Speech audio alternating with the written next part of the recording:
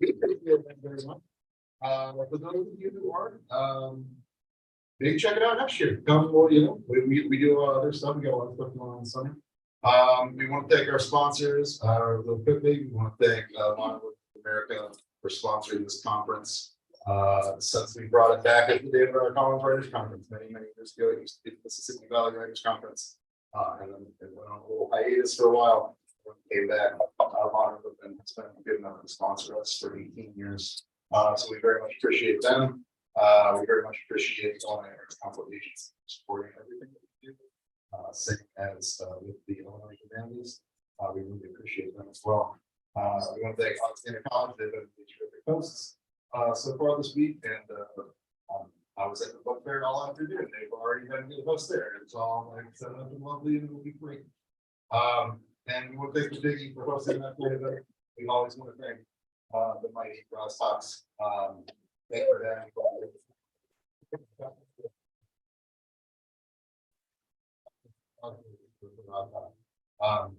We love being here. It's the place. If you've never been here before, welcome.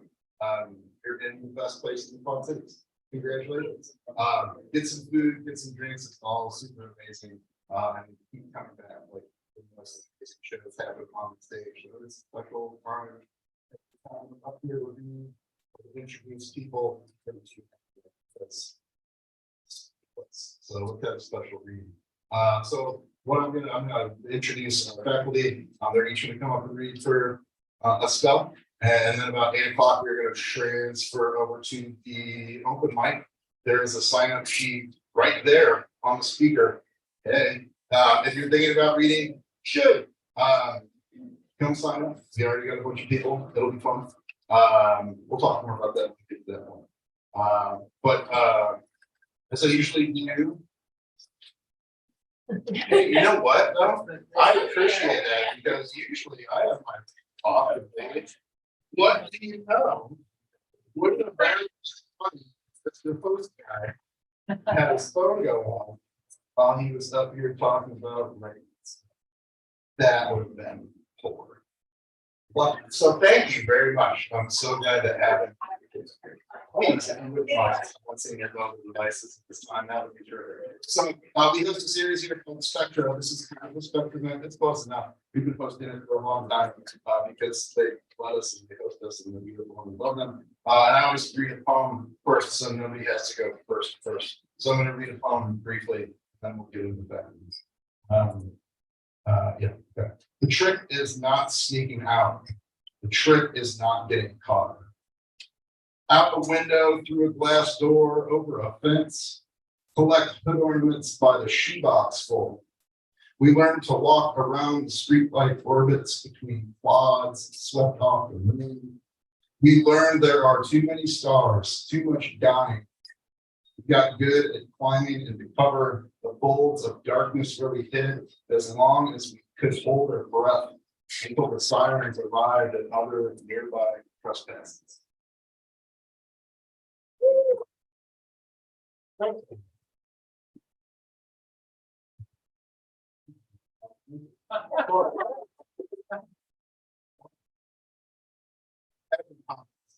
Anyway, our first reader tonight from our faculty is Callie Beckman.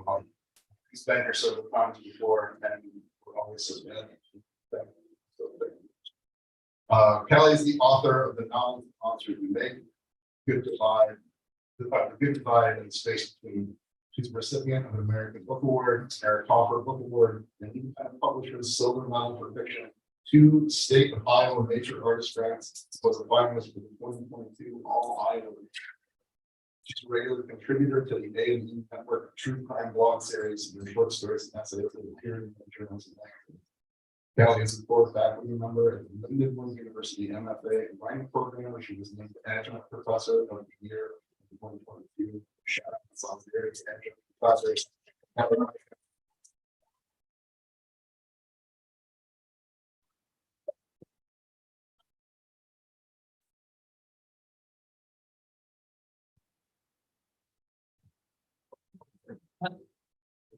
Okay, thank you, everyone who came out tonight. So I'm gonna read from my last published novel. I have another finished one, but it's kind of in transition. It just sent it off to my agent. I don't just not published it all yet. So I'm gonna read from the last book that I had published, which coincidentally was the book I worked on. I started writing when I did the Great River Writers Retreat. Oh, wow. Just the book I was working on at that time. Yep, That's awesome. which was so many, I think it was years ago. We'll talk about Yeah, and that also shows how slow I write. So The Monsters We Make is crime fiction, and it's loosely based on the Des Moines paperboy abduction stories if you lived in and around Iowa. In the 1980s, the two paperboys went missing 2 years apart, John Josh and Kate Murder. So this is a loose fictionalized sort of account and fallout after these abductions. So tonight I'm going to read from chapter 5. So the premise of this story is that there has been one boy abducted in 1982 in West Des Moines, and then in 1984, this other boy on the south side of Des Moines goes missing. And this story is built around that second abduction. And sort of the whole premise of one crime inadvertently exposing another, and the effects in this small, tight-knit Seaside neighborhood. And so I have my portraits of characters from this 18-year-old high school girl named Crystal Cox, who's desperately trying to come up with a plan to pay for college to study journalism. She really dreams of being a journalist. She has a 12-year-old brother who's also a paperboy on the south side, and who is hiding a pretty devastating secret of his own. Their mother, Tina. And so this chapter picks up after the second boy has gone missing, and in the book, his name is Christopher Stewart. Is the second boy. So this is chapter 5. One day, 7 hours missing. That afternoon at Southbridge Mall, Krista Clare found herself in front of Montgomery Ward with her red notebook in hand and a memorized list of questions. Sammy sat on a nearby bench, playing with a block of gray silly putty he bought at a toy store after getting some tip money from Tina at the salon next door. Crystal approached. Only the shoppers who smiled and made eye contact and found that mentioning school newspapers seemed to be the golden ticket to getting people to stop and chat with her. The mothers were the most forthcoming, anxious to talk about how they weren't going to let their kids play outside unattended or allow them to walk to school alone anymore. By 2 o'clock, she had a dozen pages of material and decided it was enough. She treated Sammy to a basket of waffle fries, a cheeseburger, and a Coke from the food court. They ate in silence, watching the mall carousel turn slow circles at the periphery of the tables and chairs. Crystal sipped the Coke and watched her brother devour his burger. The marks on his arm peeked out below his teeth. You lied to that cop about a dog chasing you yesterday morning, she said. Sammy bit off the end of a fry and looked away. Why do you keep telling different stories? She asked. I don't want to talk about these. About what? A group of boys picking on you? Silence. Who is it? Other paper boys? You should tell me. Sammy stopped chewing. His eyelids fluttered and turned red-rimmed. For a moment, Crystal thought he was going to start crying. I don't want to talk about it, he repeated. Just tell me why they're giving you a hard time. He sighed. Maybe because I'm fat. I don't know. Just drop it, Chrissy. It's not a big deal. Crystal hauled up her napkin and tossed it onto the table. He was still lying, but it was clear she wasn't going to get the truth out of him today. She'd keep working on it. Sammy never kept secrets from her for long. Maybe Mom will finally let me quit the paper out because what happened to that Chris Stewart, Sammy said. I doubt it. Why not? She's convinced it's good for you and teaches you responsibility. Sammy smashed a fry with his thumb, pushing the mushy innards out of the crispy insides. It's not good for me, he said. Crystal leaned forward and laid her hand on his. I'll start going with you. Sammy perked up. Really? You promise? Yeah, I promise. Sammy smiled for the first time since yesterday morning and ate another fry. Crystal crossed her arms and looked around the food court, trying not to notice a group of girls from her grade eating and talking at a nearby table. She recognized several kids from her high school hanging out, but they hadn't given her a second glance, especially the boys. Not that Crystal cared. They were incredibly mature and stupid compared to Mr. K. Crystal told herself she was ignored by boys her age because she was so studious, not because of her eye condition and thick glasses or her plain hair and cheap clothes. Her friends on the phone had once told her that high school wasn't meant to be experienced, but instead merely survived. At the mall entrance, a group of people gathered on the sidewalk handing out flyers. Curious about what they were doing, Crystal tucked her notebook and pen into her bag. "Let's go," she said. "I'm not done with my soda. Take it with you." Sammy grabbed the cup before she emptied the tray in the trash. Outside in the blinding sunlight, Crystal approached a woman in the center of the group wearing slacks and hiking boots and tapped her on the shoulder. "Excuse me," she said. The woman whipped around. She wore a silver whistle around her neck and held a stack of papers in her hands. "Yes. What are you doing?" "Organizing a search party for Christopher Stewart." The woman handed Crystal a map and flyer with Christopher's picture on it. "We targeted a list of nearby parks and woods and created search grids." Crystal immediately liked how the woman talked. Search grids, she found it official. And taking part in the search party, another great angle for her story. "Can we help?" Crystal asked. "We live on the south side and know this area well. I'm 18. "Sure," the woman said. "We need all the help we can get." "Chrissy," Sammy whined, "I don't want to. It's too hot." "I don't care," she hissed in his ear. The woman handed Crystal a black plastic whistle and pointed at a nearby group. "You can go with them," she said. "They're searching Fort Des Moines Park." "Okay." "Stay close together, go slow, and take small steps," the woman continued. "If you see something that might be evidence, just blow your whistle until the group leader can come and mark the item with the flag. We're looking for any kind of clothing, large garbage bags, boxes, weapons, or areas of disturbed dirt." Crystal couldn't wait to write all of this down as soon as she had a chance. She and Sammy melded into the group and set out on Army Post Road.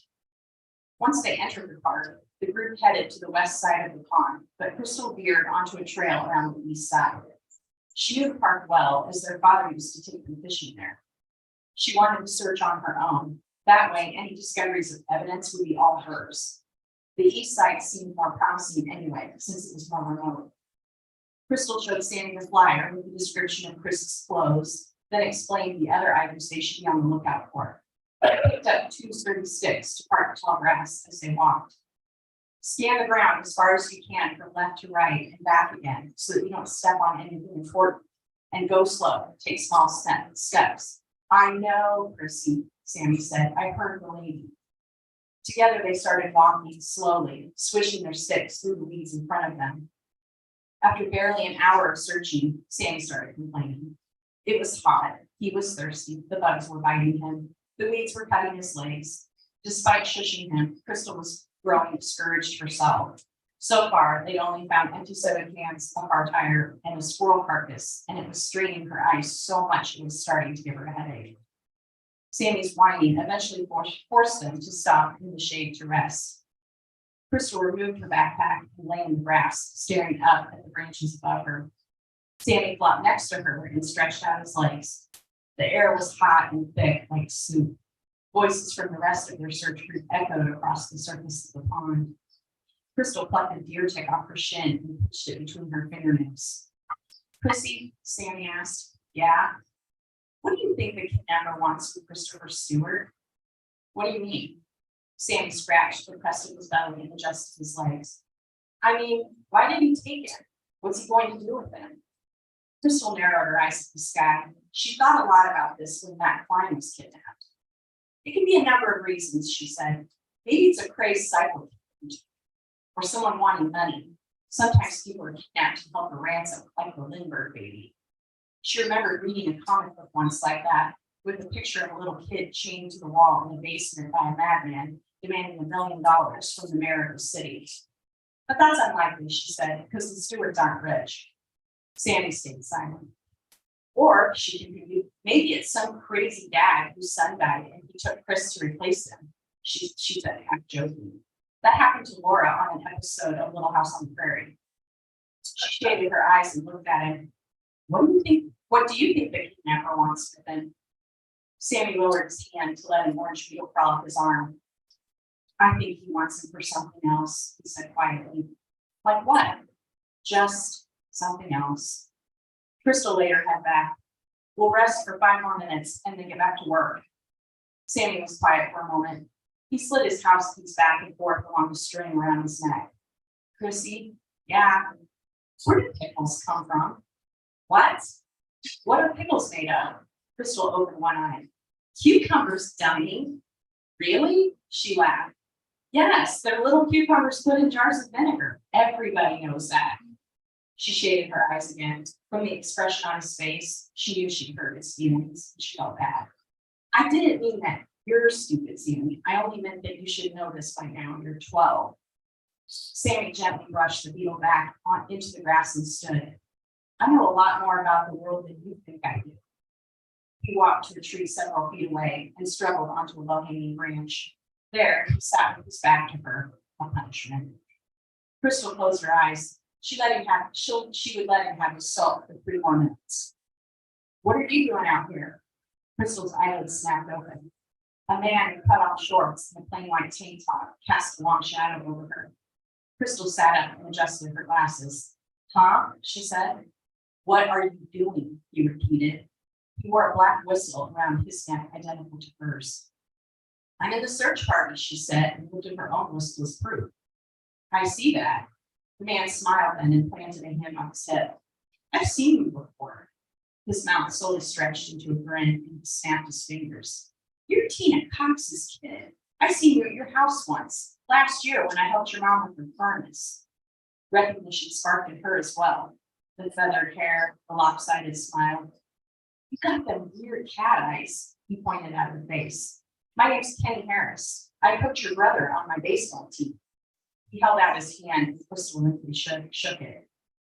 Now she remembered him. Their mother had briefly dated him last year. He did something with heating and cooling because he fixed their furnace for free, like he said, when it quit during cold snap. How's it doing, he asked. Fine, Crystal said unenthusiastically.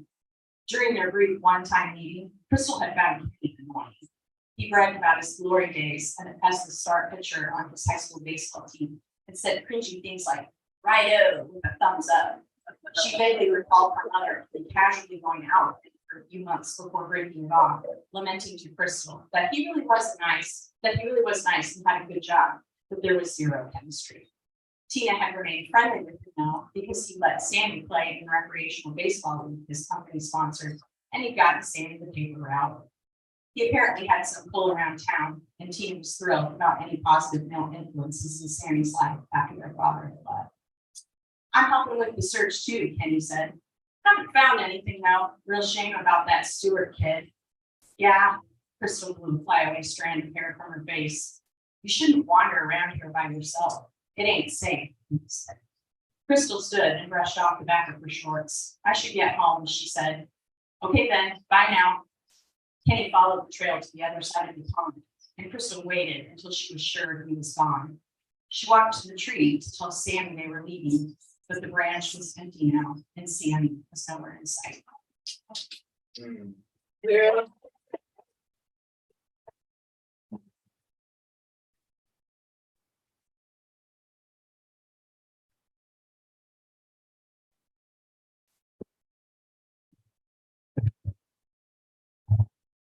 Yeah, it's fun to bring up great very because early next week we'll have some news on that. Yeah, so that's the thing. It's cool. Thanks for the month. That's a lot of things happening. We did it too. We were talking about it. Yeah. It's worked out well, hopefully for them.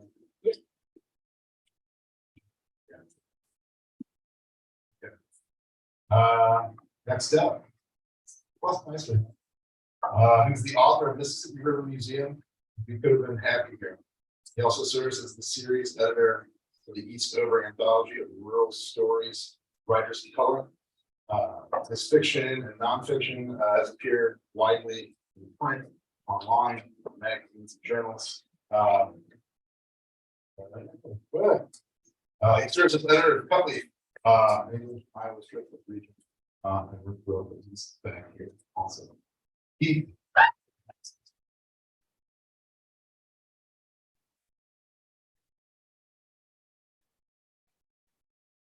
Yes, thank you, Ryan. Rick, thank you, Ryan. Thank you to the Midwest Writing Center for having me here. It was wonderful. Thank you to the picture workshop. I think, in my band, everyone's doing very well. And that's the other problem. Thanks also to Ali Rideout.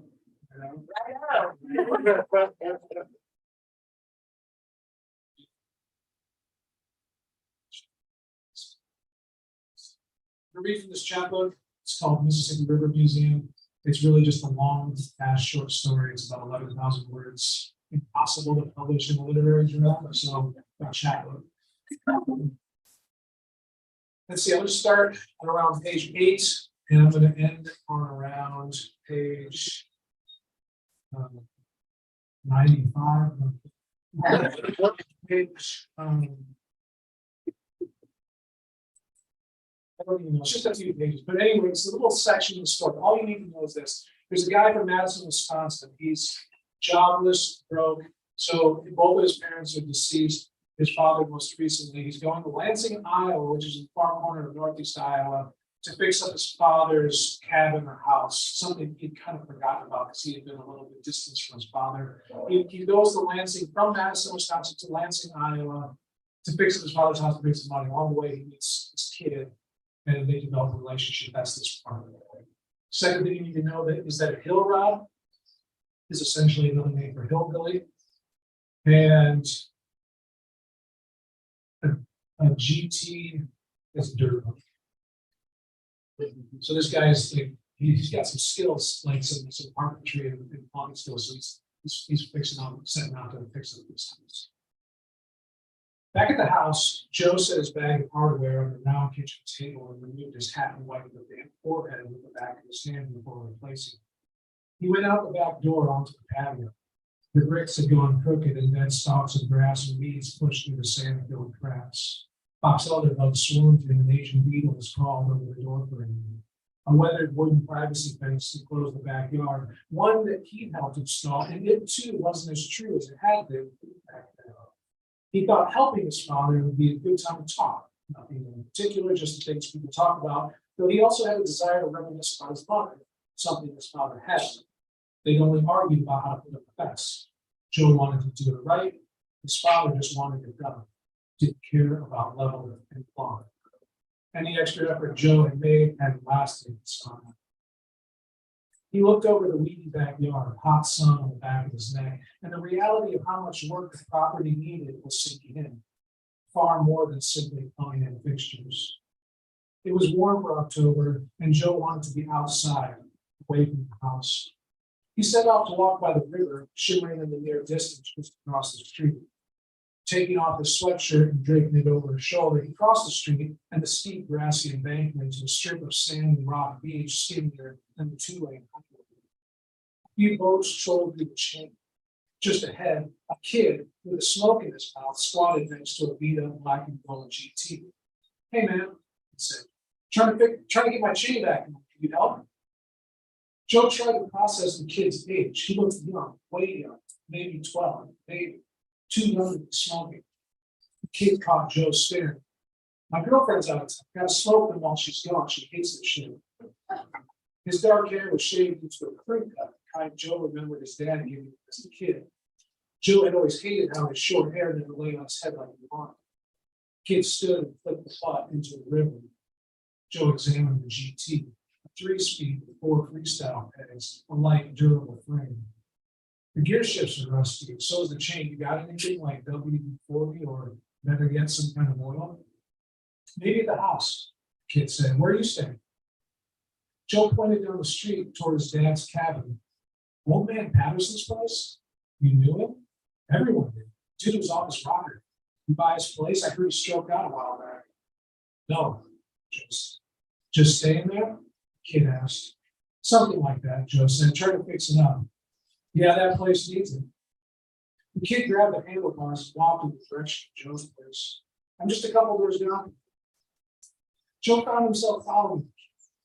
Maybe it was because the task at hand was an easy fix, or maybe because the kid was about the same age as the team the kids used to coach at the YMCA. I'm Christian, the kid said, looking back at him. Joe, thanks for the help, man, Christian said. I haven't done anything yet. You look like a guy who gets shit done. We'll see, Joe said. They passed Joe's and headed for a ramshackle house with peeling paint. The roof was missing shingles here and there, and the leash was tied around a good-sized maple whose red leaves lay underneath. Christian led him to the garage and back. Hey, who the hell are you? Joe snapped his head around. A woman in a lavender terry cloth robe stood on the concrete stoop outside the back door, no slippers, no shoes. Her toenails painted the same color as the old robe, which hung loose. She leaned against the door, one arm crossed over the chest, propping the elbow of her other, so she had easy access to the cigarette hanging from her hand, just from her face. He's gonna help fix my bike, Christian said. You ain't no child molester, are you? No, ma'am, Joe said. It's Denise, she said. Joe. He offered his hand. She just looked at him. You a Puerto Rican? I dated Puerto Ricans. She smirked, maybe winked at him. He wasn't sure. Nah, my mom's from the Philippines. Wait, Christian said. Old man Patterson was your dad? How do you put that together? Joe said. He told me once about his wife, Christian said she was an exotic treasure from Southeast Asia. Sounds like my old man, Joe said. Didn't know he had himself a half.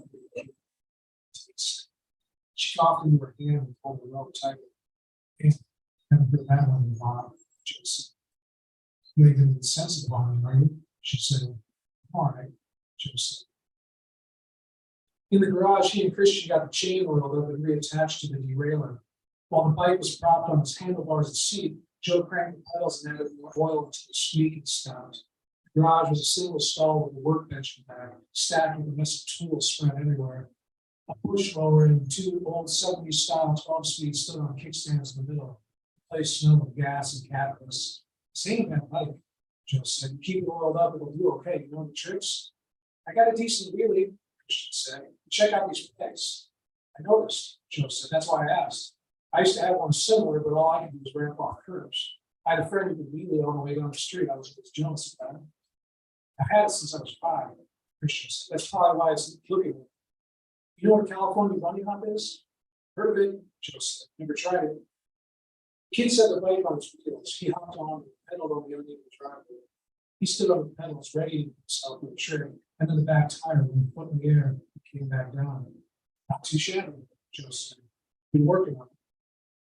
Christian kept riding around the driveway. Key is to tap the front brake while you try to bring it back with it. Gives you a few extra inches. He got off the bike and didn't have kickstands related to the grass. His face came out the back door. Joe fixed the bike. She ignored him and presented a plate to Joe with a closed mouth smile. Ham and cheese sandwich cut diagonally. Pickle spear along the next to him. Christian reached for a piece of sandwich. She raised her hand as if to backhand him.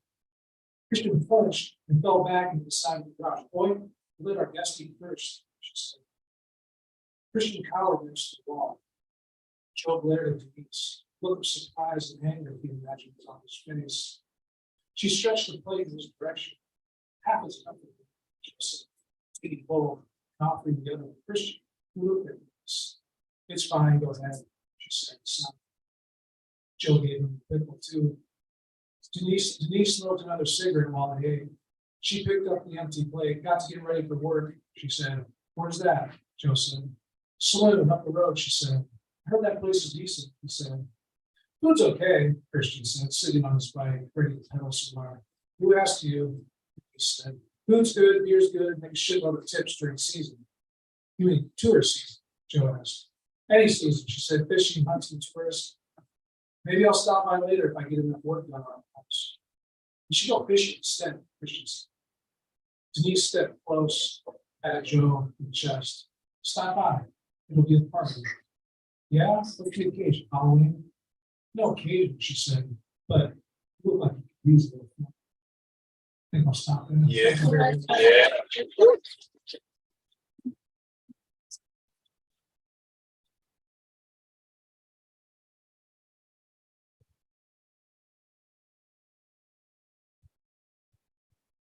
Thank you. Our next speaker. Who is from West Liberty, Iowa, or from West Liberty, excuse me, Iowa's first majority Hispanic. Chuy's writing explores the spaces between cultures. Their memoir, we heard it when we were young, released in 2021 from University of Iowa Press. It's back in the second year. So happy to be here. Please welcome Chuy with you.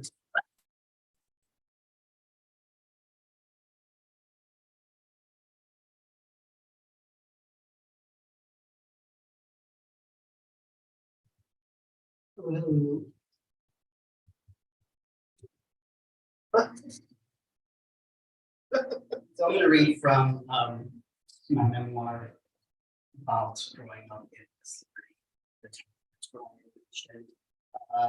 to tee this up, West Liberty's a town of about 3,000 and some change. I graduated high school 2003. The events that in this passage, it would have been around 97. I was about 12, 13 with my friends, and West Liberty being a town of 3,000 and change, there was always nothing to do. So what we did is what we called hoodlumizing. Hoodlumizing is a portmanteau of vandalizing and being hoodlums. So we were really self-aware, and maybe, but still. So to also tee this up, we would do our normal hoodlumizing growing in. Let's see, there was one series of escalations with this woodworking guy by our base of operations, the Party Shack, which was in the garage, and there was a mailbox in one night as we were coming back to Ruben's garage. I punched this mailbox and it exploded. It was this flimsy little thing. And my friends were like, oh, the next week we realized it was a woodworking guy because he had made a reinforced sturdy mailbox to replace it. So we took that as a slap in the face and we destroyed that in this escalation. And I'm going to read the combination. First, I'm going to read this one more little tee up because it's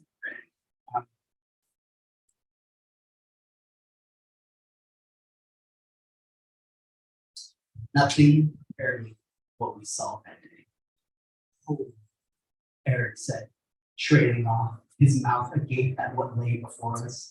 We were speechless at the giant mailbox before us. It was Frankenstein's monster, a reinforced, custom-made behemoth of a mailbox. Be cool, Ruben said to us under his breath. We had planned to walk by the mailbox, to play it cool, to not draw attention and look like a bunch of kids doing recon. It's too crazy. We stopped to admire the audacity. The actual mailbox was heavy steel. Industrial bolts capped the screws connecting it to its stake. Zane uttered in amazement. I don't even think my stepdad has tools big enough to take those out. Ruben urged us to keep walking. Guys, come on, he whispered before smiling and adding, I told you this. Talk taking it to the next level, whispered Eric. The posts towered at least a foot over him. Yo, post, come on. We'll have plenty of time to plan, Ruben said, finally getting our attention. So that's just the next week, the next Saturday.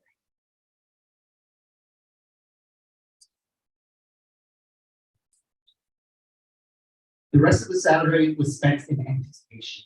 More sweaty palms and tapping feet.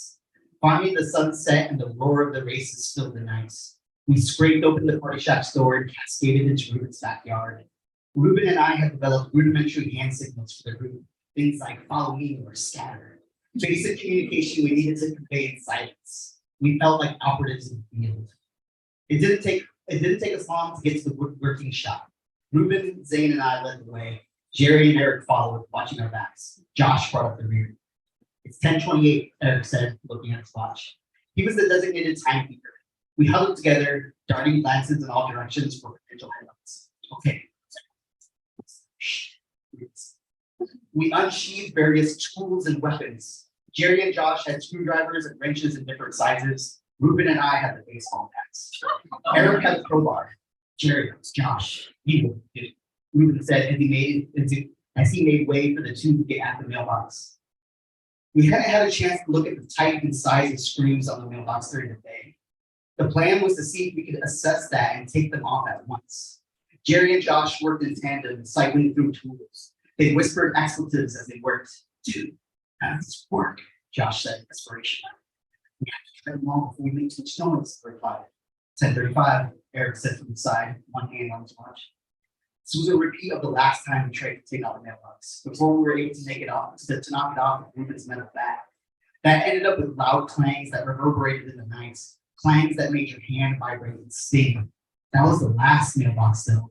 This new and improved model would take a Herculean amount of effort and noise to bash. The weapons were the last resort. We waited as Josh and Jerry continued to fumble with their tools. Come on, someone said, not realizing they were saying it out loud. A loud clang shot out from where the guys were working. Oh shit, Jerry whispered out. They had dropped one of their wrenches in their haste and it had fallen onto some other tools, metal on metal. A dog began to bark a few houses down. Damn, Jerry. 10:40. Yo, we gotta go to the next phase, Eric pleaded. Ruben looked over at me for confirmation. This was taking too long. We had to resort to bashing this thing and hoping we could get it off like last time. Damn, okay, Eric, hand me the crowbar. Chew, fuck the wooden bat. Go straight for the heavy duty one. I nodded and exchanged my wooden bat for Ruben's newer and more expensive metal one. We patted Jerry and Josh on their shoulders, indicating that they should gather the tools and be on the lookout. I swung first, a big, marvelous swing with all my mights. A metallic crack echoed, a call and response from the laundromat across the street. We looked on in desperation. There wasn't even the slightest ding on that cursed mailbox. Ruben tried it next with a walking lead-in. Ruben was always stronger than me. Besides his wrestling training in the winter, he played baseball in the summer. The mechanics of his swing were perfect as his crowbar clanged against the metal. Ruben shook the sting off his hands as we again marveled at the stinging mailbox taunting us. 10:45, Eric said, desperation squeaking through his voice. It's now or never, guys. My ears were ringing from our strikes against the mailbox. Another dog joined in with the first, barking and howling at the racket we were making. For all our talk and planning, our mission was looking to be a failure. In the distance, across from the railroad tracks, I saw a pair of growing yellow dots, headlights coming our way. Now or never. We jumped into hyperdrive, trying to beat the snot out of that mailbox. We took turns over each other, like what I imagined two railroad workers hammering down on a spike would look like. All semblance of a plan of an attempt to be quiet was gone.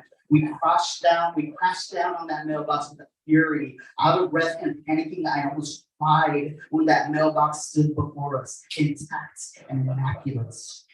Yo, call it. That car's heading this way, Eric said.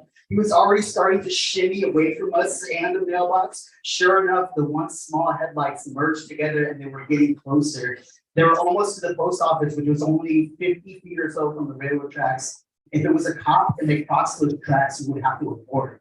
I watched Ruben for the scatter hand sign, moments from giving it myself, which we do, Jerry and Josh said to us, tools spilling out of their arms.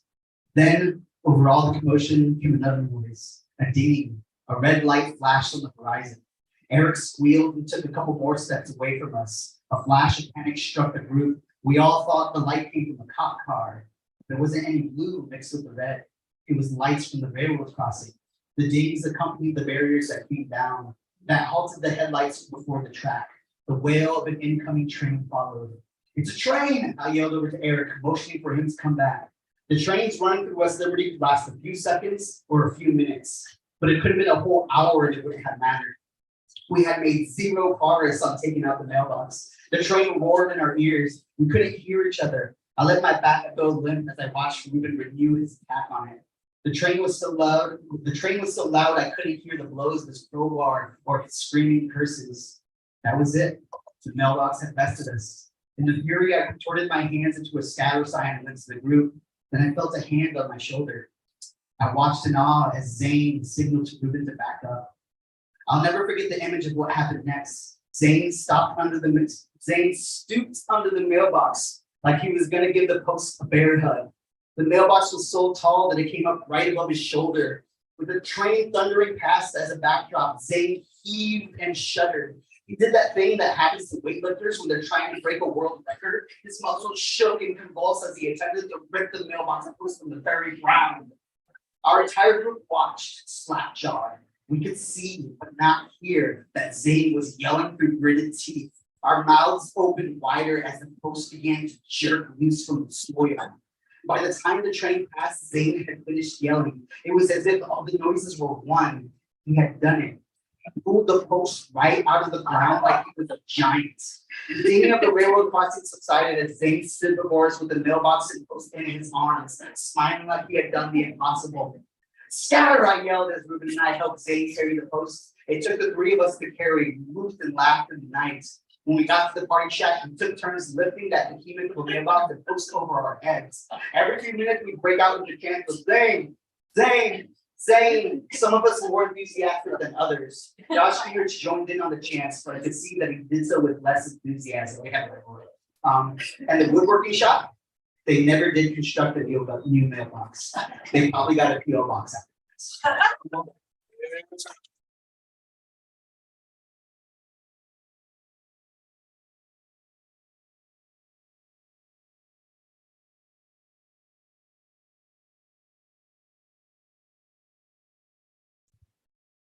Oh,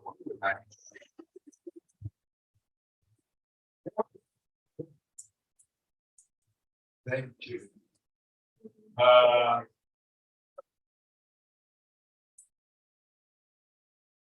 Feels familiar. Anyways, not mailbox. We'll talk about it later. Our final reader for the faculty. Faculty. Is professor of English and creative writing at Augustine College. She's the author of an award-winning collection of poems on certain grace. And a manuscript titled Instead, 2003 to 2005, she served as the second Quad Cities Poet Laureate. In 2003, she was awarded a Whittier Veteran Fellowship in Poetry from the Library of Congress. Welcome, Becky.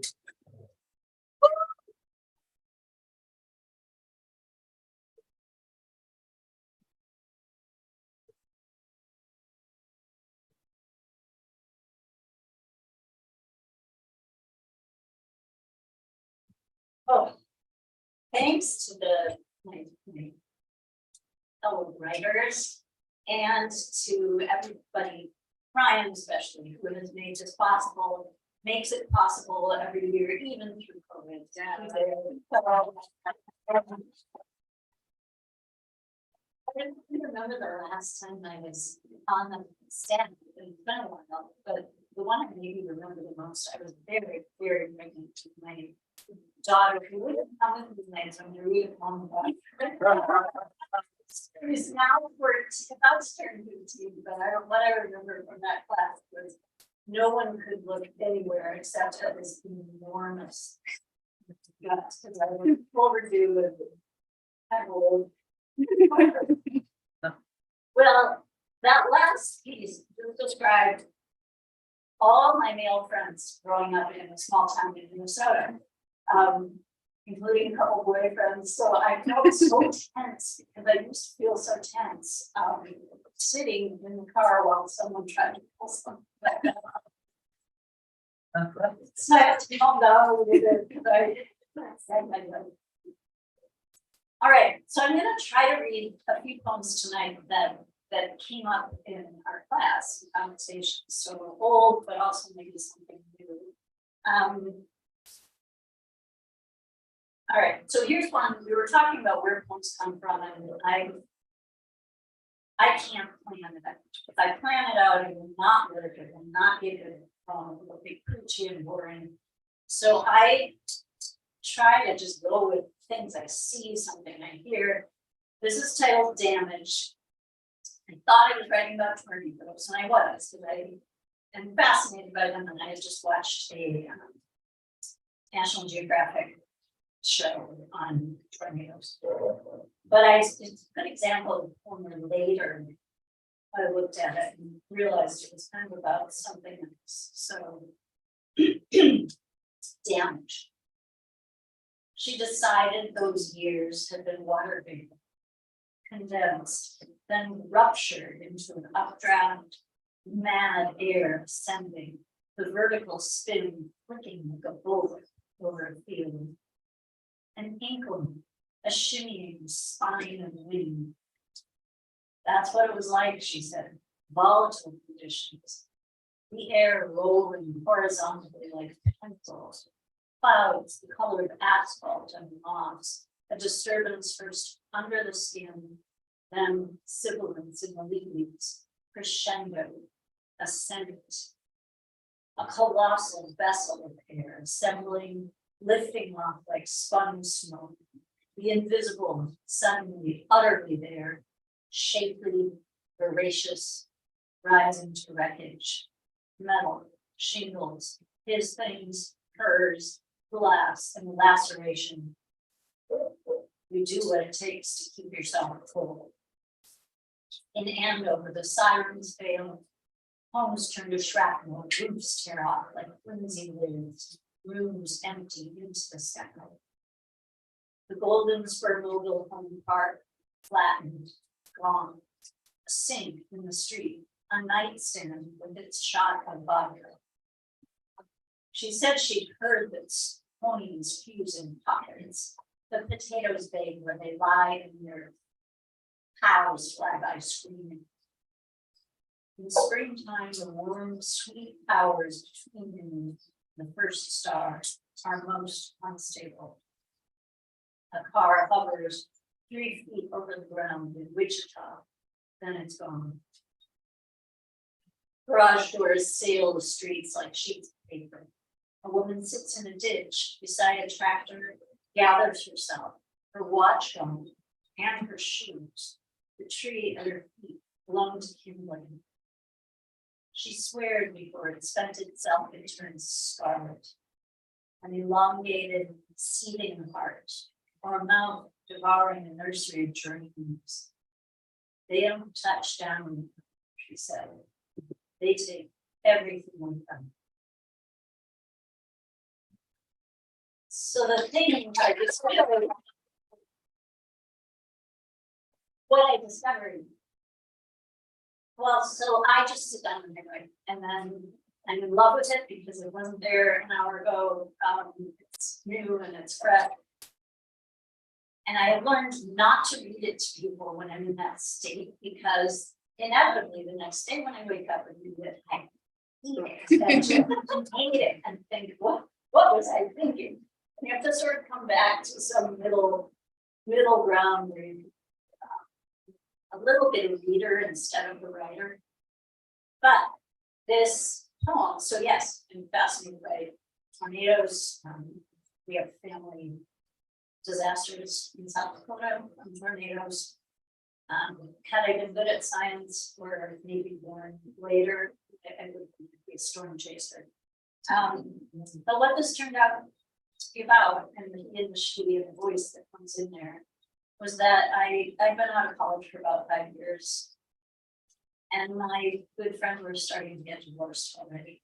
And I was hearing about their grief, their loss, how they were dividing furniture, all of that. And at some point, when I looked back at this, I thought, oh, yeah, it's about hurting, but it's the coming apart and pain and loss of it.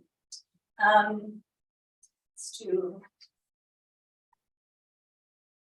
starting to feel really happy that my daughter's on here. So really don't kind of things about her. I had a son, I have both kids kind of late in my life. And my son is very calm and quiet and easygoing and sweet and thoughtful. And my daughter is, full throttle. Everything. Very communicative, very patient. So I'm going to read this one.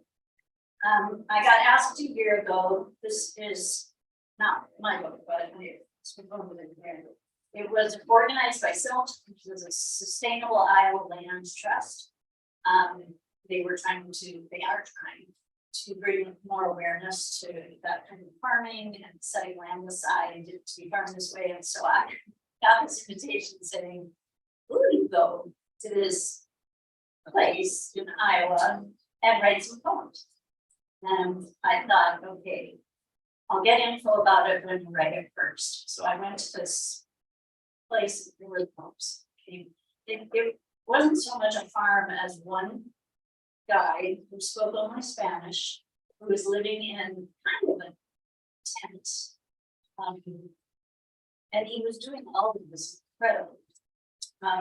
So it was called Phoenix Farm. That was the name of the son.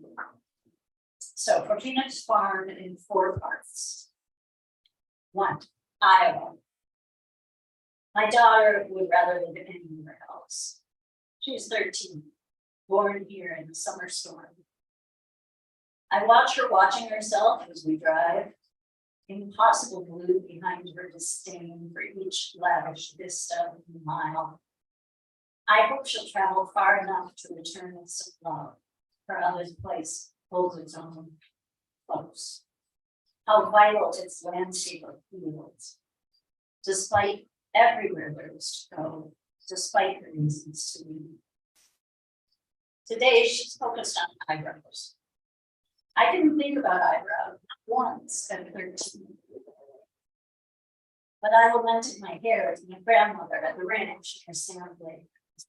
She smiled from the staircase landing, lifted from her head the hair I did not know was a wig. What are you saying, honey, about your hair? We know all things and nothing at all at 13. At 59, just that more and more is at risk. The outdoors we ran through as kids turned spidered and steep, too hot, too blistering cold. It tangles our hair. We get grit in our shoes, break a nail. We get no signal wherever we stand. No fashion, no merch. I don't live in Iowa. Why not Texas, New York, Hermosa Beach? Someplace where something happens.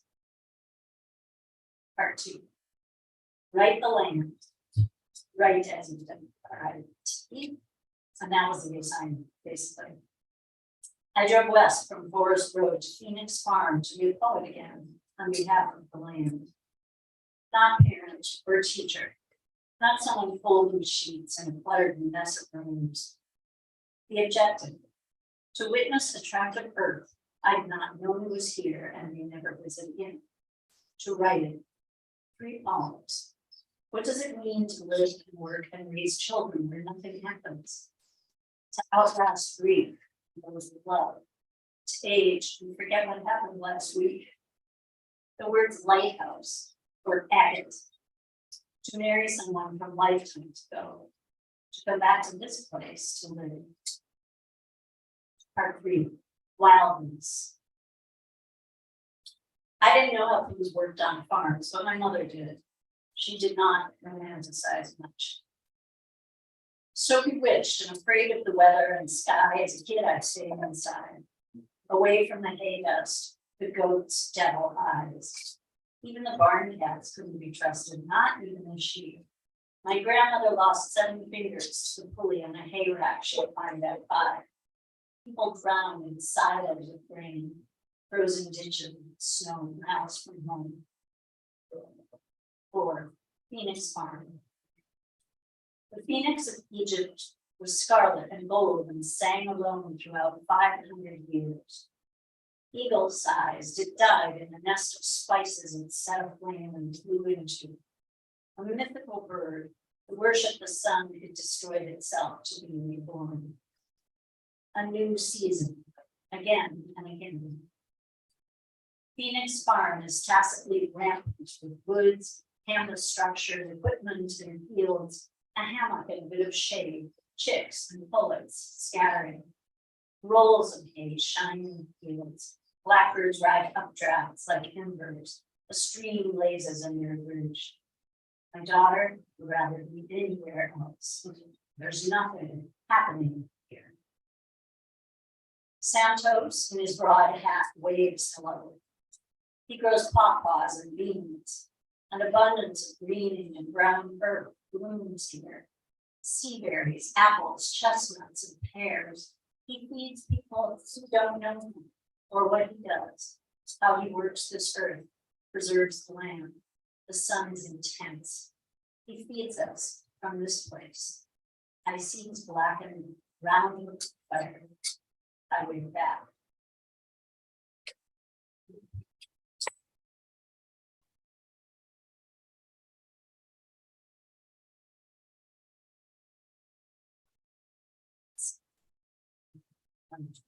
Um, oh yeah, okay. Poems are hard to follow in one hearing, they're hard to process. And I don't necessarily write narrative poems, but this is one. And it's based on nothing that happened to me, but I grew up with a cousin exactly my age. She is a science person. I'm not. She was always curious, always explaining, and always describing, and she had a phrase that was, "You might remember this," and then she'd tell me something about the garden or something, and I would think, I want the mystery, I want to invent it. So when she got married, she and her husband moved to a tiny village. She was a doctor and she would write me these aerograms. Those of you who are young enough to not know what an aerogram is. When you were sending something far away, it was going to cost a lot. You get these blue tissue paper sheets that you fold over and like shut. Didn't have to go in an envelope, didn't weigh very much. So my cousin she would write in microscopic handwriting and fill absolutely every spot with, what was going on. So this information came to me through her mom, told my mom, told her cousin, but so the story came to me. It was so bizarre that I thought, I don't know how she'll explain this. She's always got an answer for everything, a reason for why things happen. So you'll be able to follow it, I think. The title is Ajabu, which means it's a Swahili word that means essentially magical or something mysterious and magical. Trying to think if there's anything you need to know. She is my cousin, of course, and our passages where it's her bonus.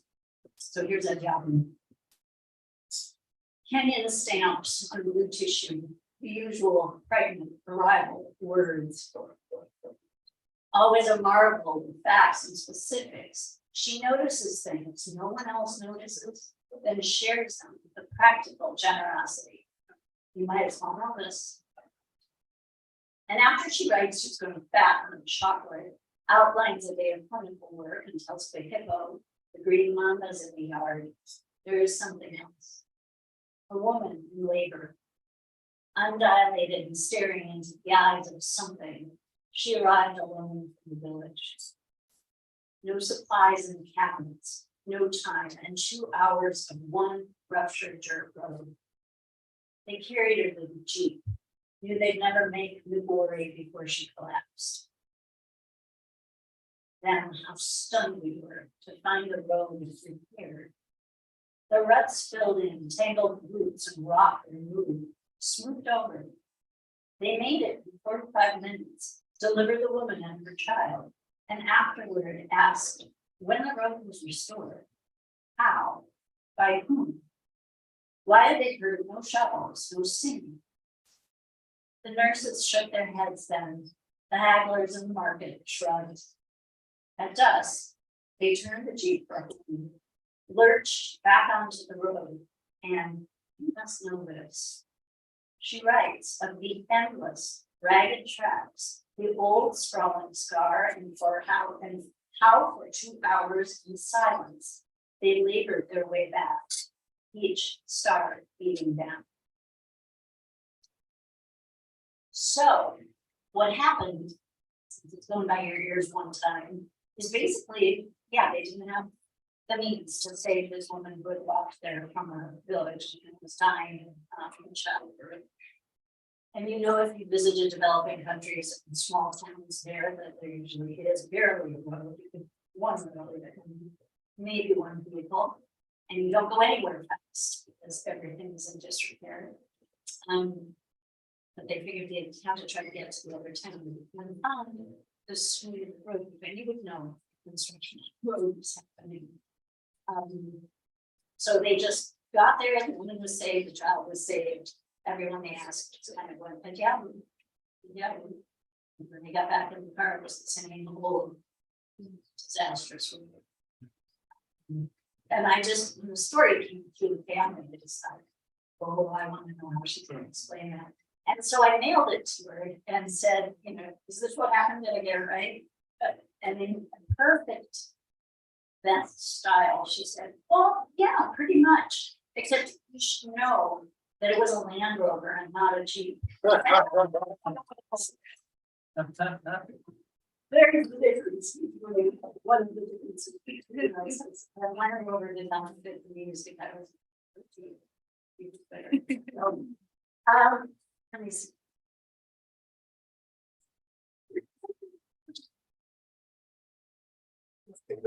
Oh, it's time to move it over to the tourists. Well, I also want to thank you for coming and for doing such magnificent work, kind of on the spot. And willing to share and read aloud. And it reminds me every time I do it why I agree to do it. So thanks. Yeah.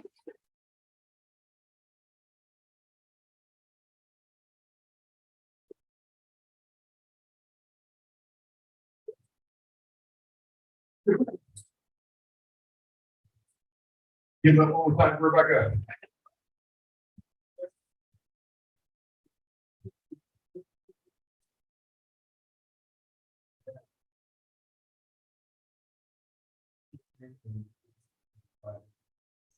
Thank you all so much for that resource.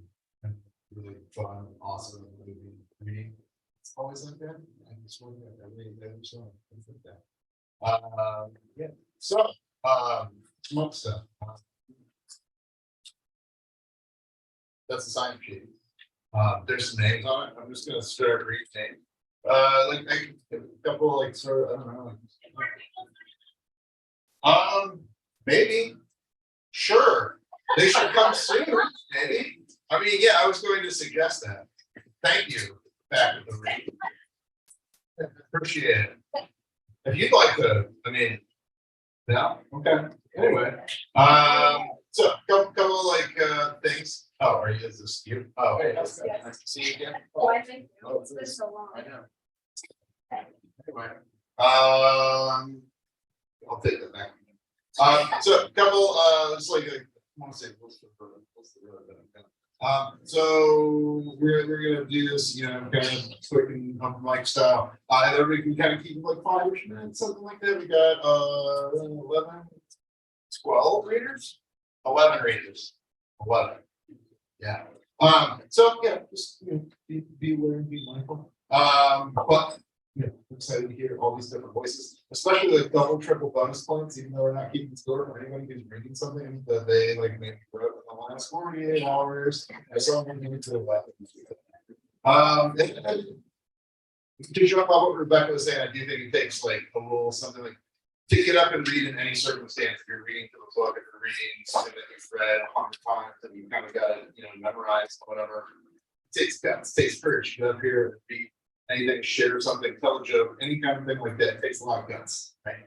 But to read something that like you didn't know you were going to make when you maybe woke up that morning. And like maybe I was gonna write something, but I didn't know it was gonna be this. And then kind of be like, yeah, I'll read that draft. Why not? That. And probably a little scary, but probably also makes it fun. Like being a juvenile delinquent, like comics. It's a little. I've heard from other people. And any of them. For popular. In any event, our first reader for the open mic is Kristen Moore. Kristen.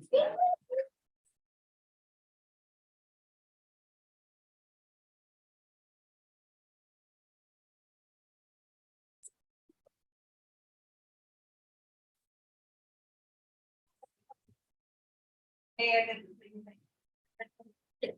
Yeah, this is brand new news, and I was like, 5 minutes, I have to cut this. So I'm gonna try and hopefully I didn't have the best.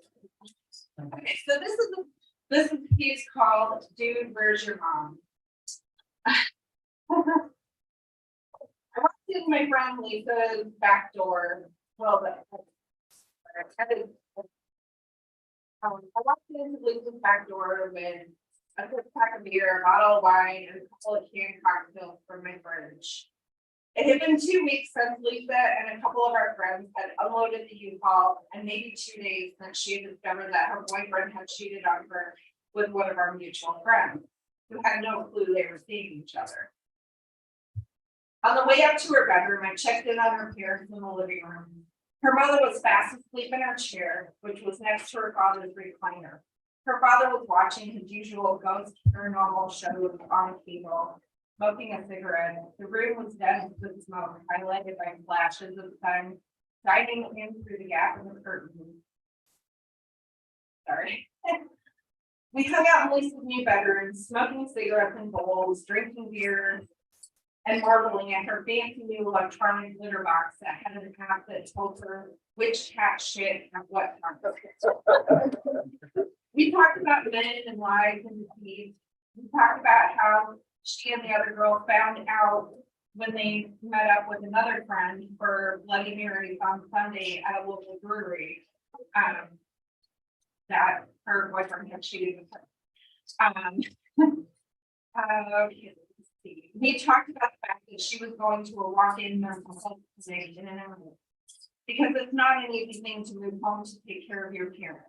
It's even less easy to have to deal with a cheating boyfriend on top of that. We weren't close friends in high school. We had known each other and hung out here and there with mutual friends. We had different circles of friends with some overlap.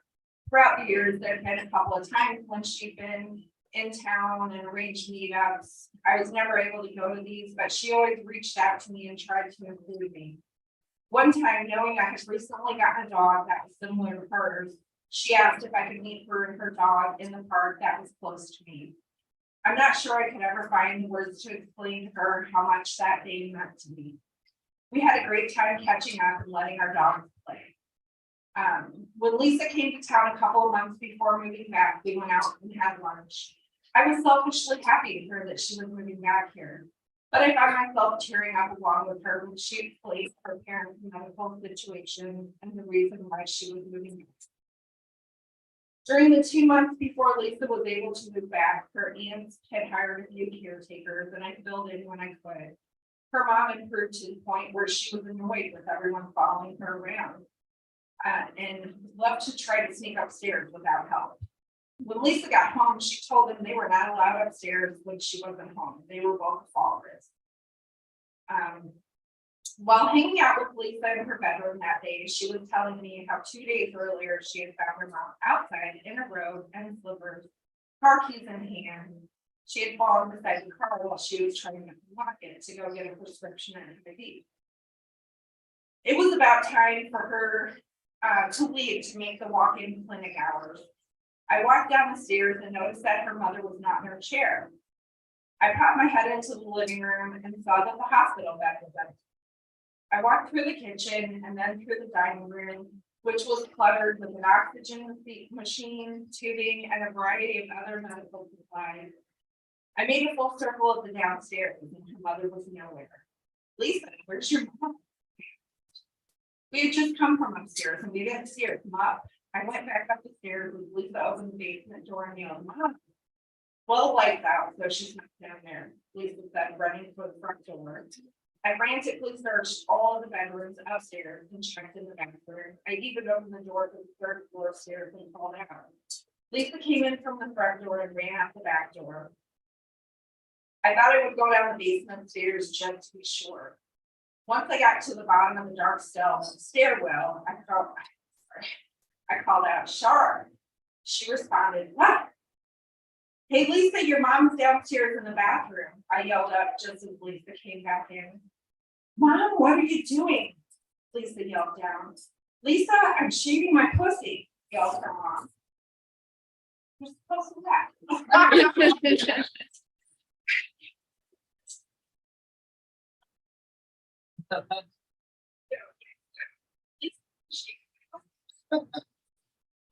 Came downstairs yelling at my mom. I ran up the stairs covering her.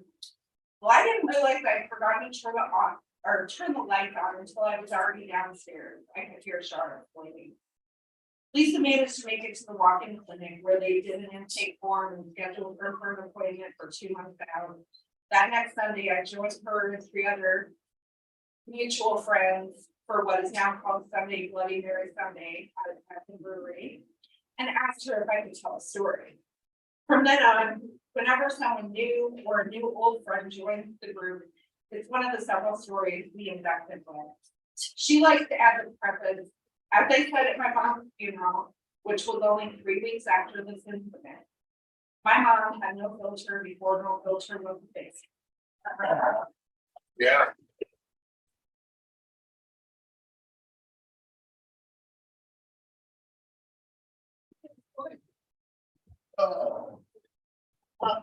Yeah, what's up, Chris?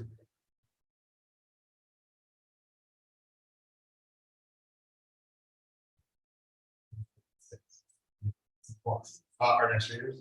Dave Lusker. Me.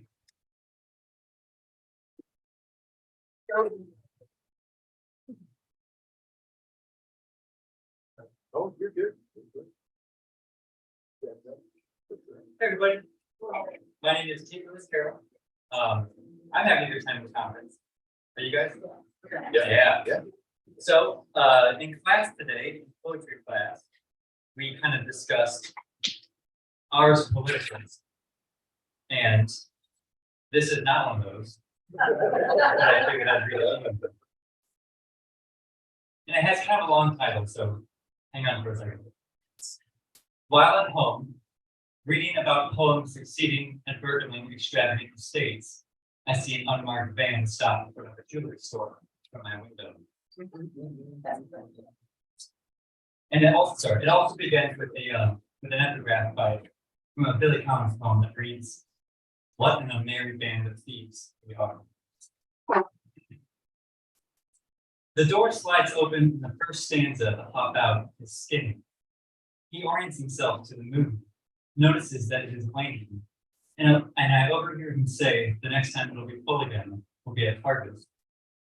The second stanza stumbles out of the van, fidgeting with the strap of his gun.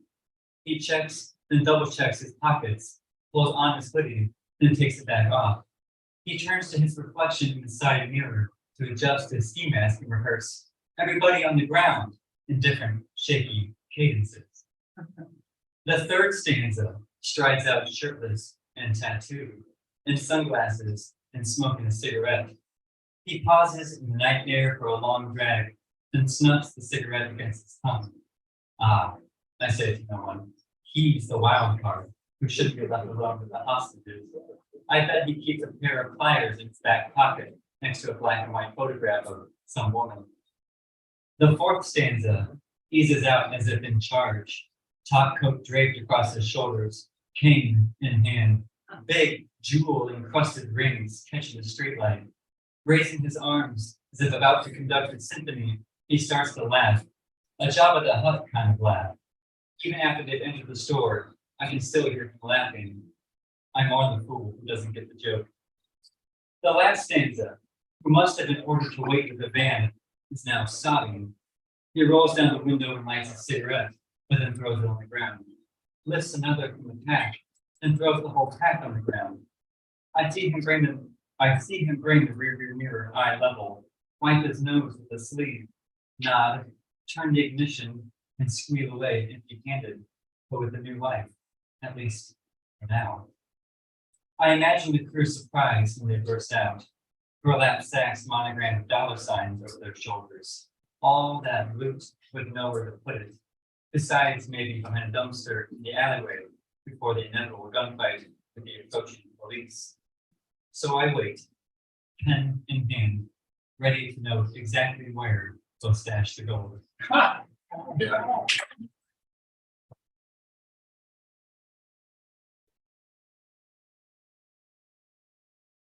All right, I would be remiss not to plug and read from my book. What's Left came out this January from Finish Line Press. It's all about my dad and his death and exploration of grief and our relationship and kind of learning how to write through that. So I think I'll read 3 quicker ones in the book.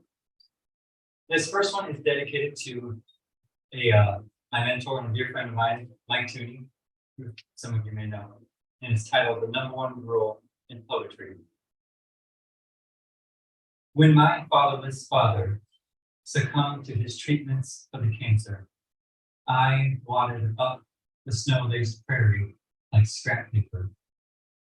But he picked it up, smoothed away the creases on the edge of his desk. "More," he said, "show, don't tell me more." And the snow sublimed, chlorophyll fountains in the paper's wrinkled part. A blizzard of juncos turned back north. It's easy to mistake them for a creaking forest chirping in the wind. Somewhere cherry blossoms blossom again. Somewhere moonshine is plenty. What if we didn't crucify and worship what's fleeting?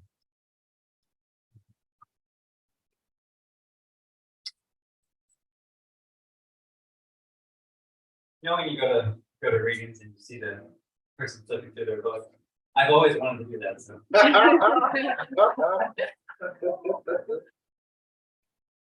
Olive oil with balsamic. Bottled within an inseparable duality, staining and spreading when tipped, then obedient again when righted. The lightness rises as underneath the darkness settles.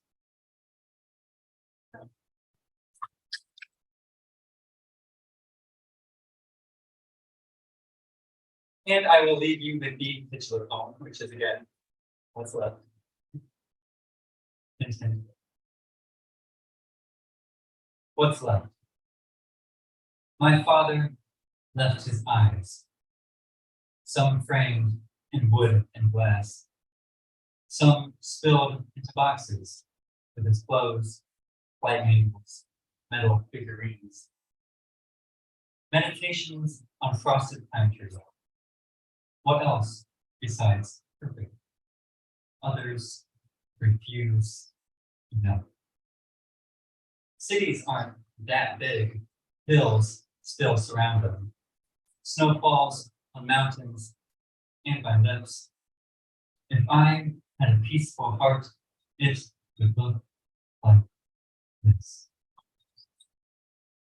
Sharks are born swimming. Birds are born singing.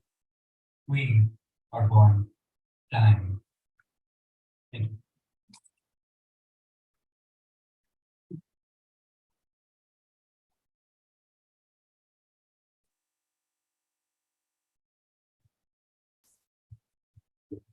Take.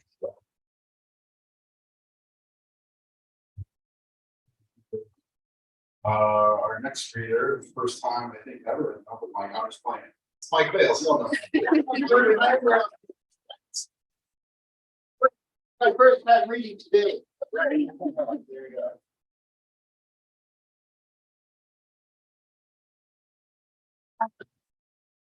go. Thanks, Ryan. That was a surprise intro. Yeah. Watch out. This book is cut 3 books to 1. The first part is second book. I'm now Mike Bales. The first part's a multi-genre piece where son becomes friends with the CNA, took care of his dad, and his dad has Alzheimer's. The second part is my first collection of short stories, although I've had short stories published for 30 years. This third part is a collection of poems, each is run under its own title. The short stories, some are from the Rock Review, where most of my published short stories appear. One short story was placed in an iron pin contest. I was thrilled. They get pretty competitive. This one, Squirrels in Town, I was recruited to write. Some guy, Fred Rock Review, said he wanted to put together a collection of short stories. And I accepted, of course. It was something I was meaning to write. It's a story about someone who returns to a small town, but it doesn't go too well. So the Squirrels in Town. Jeannie spent her early morning spreading mulch around the base of the tree where the flowers are growing. Her knees hurt while she worked, but she wanted to get her yard in shape. The spring air in the morning was fresh, and she wanted to finish before she had to make her dad lunch. Songs of birds filled the air. She glanced at a cluster of brown squirrels in her yard, shook her head, wondering if there were more squirrels today than the day before. She grabbed her rake and spread the mulch. When she turned around, they were gone. She continued working, singing to herself. A gray-haired woman walking with a cane came from the house next door and stood at the edge of the yard. Jeannie felt her stare and asked, "Can I help you?" The woman cleared her throat and asked, "Are those wicker chairs in back antiques?" "What?" I said, "Are they antiques?" Although her father had told her not to worry, Jeannie felt uneasy about returning to her hometown after the divorce. High school friends treated her as if she were a stranger, unwilling to forgive her absence of 20 years. Coming back, she noticed that the town hadn't changed except for the new strip mall by the interstate, and that her old friends hadn't changed much either. She noticed that the neighbors kept to themselves when all she wanted was an invitation for coffee. "You look?" asked Jeannie. "Just curious," answered the gray-haired woman. She introduced herself to the neighbor, who said her name was Betty. Betty said that she and her husband, Joe, a retired jeweler, had lived there for the past 5 years. Jeannie reached to offer a handshake, but her neighbor turned and walked away. Joe was waiting by his car. The town siren sounded at noon. The squirrels scampered in her yard.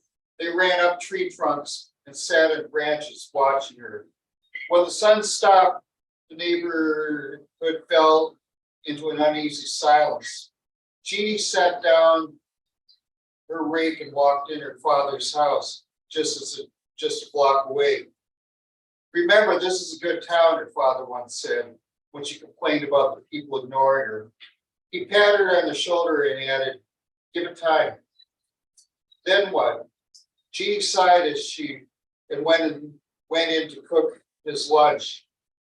As his older child, the duties of helping him fell upon her. She'd serve him lunch and wash the dishes before Mary, his new wife, and her stepmother would get home. "There are so many squirrels in town," she said. Over the past 3 weeks, he had developed a cough, spent much of the day sleeping. One day she noticed, while eating a can of soup, that he was gazing outside the living room and crying. She rested her hand on his shoulder while the squirrels ran across the lawn out a limb outside the window. "Those rascals." He laughed until he had a coughing fit. The church bell chimed 1 o'clock. She thought of the small town and its self-proclaimed virtues. It claimed more churches and bars. She complained that even people at church hadn't invited her for coffee. "They've got their own families." He blinked and took a deep breath. She sat at the table and watched him eat, taking away the dish when his eyelids drooped. She led him to his favorite chair and draped a blanket over his chest. He whispered, "Don't let the squirrels bother you. Everybody thinks I'm crazy. You're just imagining it." He closed his eyes. When she got back home, they were waiting, the squirrels. and they chatted at her. They were running across an overhead power line. They hopped into the air, branch to branch, squirrel acrobatics without a net. They were either brown or gray. She figured the brown squirrels were the most trouble. They stared at her while she planted another shrub. She looked out the window before going to bed, and there they stood under the glow of a yellow light. Two of them fought over a scrap of bread. The next morning, when Jeannie stepped outside, Betty was seated on her porch watching. Birds sang, their notes rising and falling, and a squirrel ran across the power line over the street. Jeannie turned and said, "There are more out back." Without a word, Betty stepped in the house. Jeannie hopped onto her garden tractor, and it sputtered over the yard while squirrels in the tree watched. It takes a lot of effort to get along, her father once said. The next day, Jeannie took out a dish of birdseed and set it at the edge of town to make peace. She took a call and stepped outside. When she returned, the creatures surrounded the dish. She grabbed a pair of gloves and went in the backyard to pull weeds. The sun overhead was bright. Sweat stung her eyes on the sultry day. She heard a noise and turned around to see the squirrels standing behind her. When she served her father lunch, she said, "Those little fellows are awfully brave. You've got to stop this obsession. People in town are talking about you." He doubled over with a cough, and she helped him to bed. She touched his forehead, and it was burning. She gave him a wet washcloth, and he sent her on her way. "I'll call if I need something." Squirrels crowded her front yard. She got them a dish of birdseed. She went back inside and got more. After finishing errands, she drove past her dad's house to see Mary's car was there. She stepped on the gas, knowing that her stepmother would not want to see her. Exhausted, she went to a dinner to eat. People were laughing when she stepped through the door. They glanced at her and stopped. A waitress led her to a corner table. A retired farmer seated with his wife. Then a pastor sat alone and glanced at her. The pastor himself, divorced, shook his head. Even he had been too busy for her. She looked at his hunched shoulders and remembered the gossip that spread through the town after his divorce. A squirrel in a drooping branch chatted with her, and she chatted back. The waitress shook her head and left a menu. Jeannie pointed the window, but the waitress ignored her. A bird took off from her branch. It was free. The next morning, more squirrels waited as she set out dishes of seed. They covered half the yard and spoke among themselves. The grass glistened from the night's rain, and she took in a deep breath of fresh air. A faint crescent moon hung low in the sky. As she planted flowers in a bed, a car stopped. A reporter held out a camera. She brushed a strand of her hair from her eyes and smiled. "I'm sorry I'm such a mess." Looking to the side of her, he clicked off a barrage of shots and left. The town sirens sounded, and she set down her trowel. The neighbors got in their car and passed without a glance. She worried about her father. A squirrel clung to a branch as it waved in the wind. She said, "You understand?" She went to his house, where he lay propped up with a cushion on the couch. The air was still, the house silent. Her head hurt but she forced a smile. "At least the squirrels like me." She opened a curtain. Sunlight fell upon him to show his face drained of color. His breathing came in gasps. He went into a violent coughing spell and gasped. "Call Mary," and he stared at the ceiling. He took a final breath, and his arm drooped to his side. With a gentle touch, he closed his eyes. His face wore a stoic expression, and she wondered if he was proud of her. he hadn't told her. She rested her hand on his chest and stood next to him until her stepmom arrived. They offered each other a stiff greeting, and without another word, Jeannie went home. She sighed and sat alone on the front steps. The sun hid behind passing clouds, but the neighborhood was alive with the chorus of birds and chatter of squirrels. They ran around her yard, occasionally pausing to look at her. Child's play, she thought, but with sore knees, she felt her age. All right, thank you.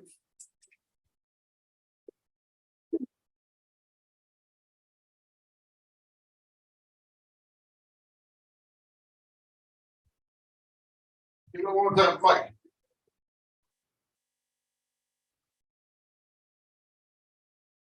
That's not good. Dan, come on down.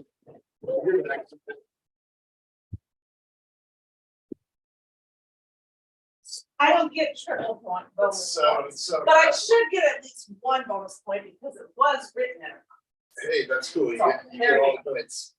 Yeah, for sure. I get all the points. You get all the points. All right. Whoever's keeping the points. So, yeah, cool, good. They got it. Is this one? Yeah. You tell them, George. There. Okay. At a conference I attended another time, one of the assignments, because assignments are always filled with things being put together, was to write a piece of micro nonfiction about an article of clothing with a surprise at the end. So this is what I call the choice. My hand slides the hangers along the rod in my closet, always pushing the black flocked hanger to the end. An eye-catching pink dress with black lace imprint on the bodice and full skirt is what I continually dismiss for some other outfit to wear. Covering the short pink dress is a black velvet shrug that has a crystal tiara brooch positioned to be over my heart. It is not a dress I would choose for myself. It is too girly, but I tried to buy it for my daughter. It was the first thing to catch my eye the day I went shopping with my mother-in-law, some sisters-in-law, and a friend. I wanted it for my daughter, but they insisted I try it out instead. Barefooted outside the dressing cubicle, I looked through tears into the trifold mirror at the pink and black lace dress, which I ended up buying for myself, while purchasing a lovely blouse of multiple shades of blues and purples with lots of sparkly silver on it. It was exactly the item my daughter would have chosen for herself, while I tried to make her buy the dress I wore as I stood admiring how the sparkly blouse made her shine in her face.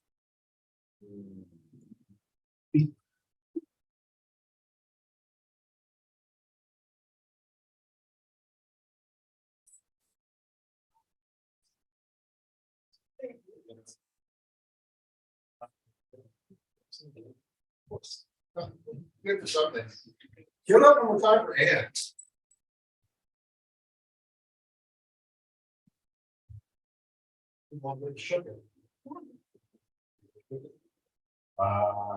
And that's like this is things. Or yeah, money. Thank you again. Next up is Mike Henderson. Come on down.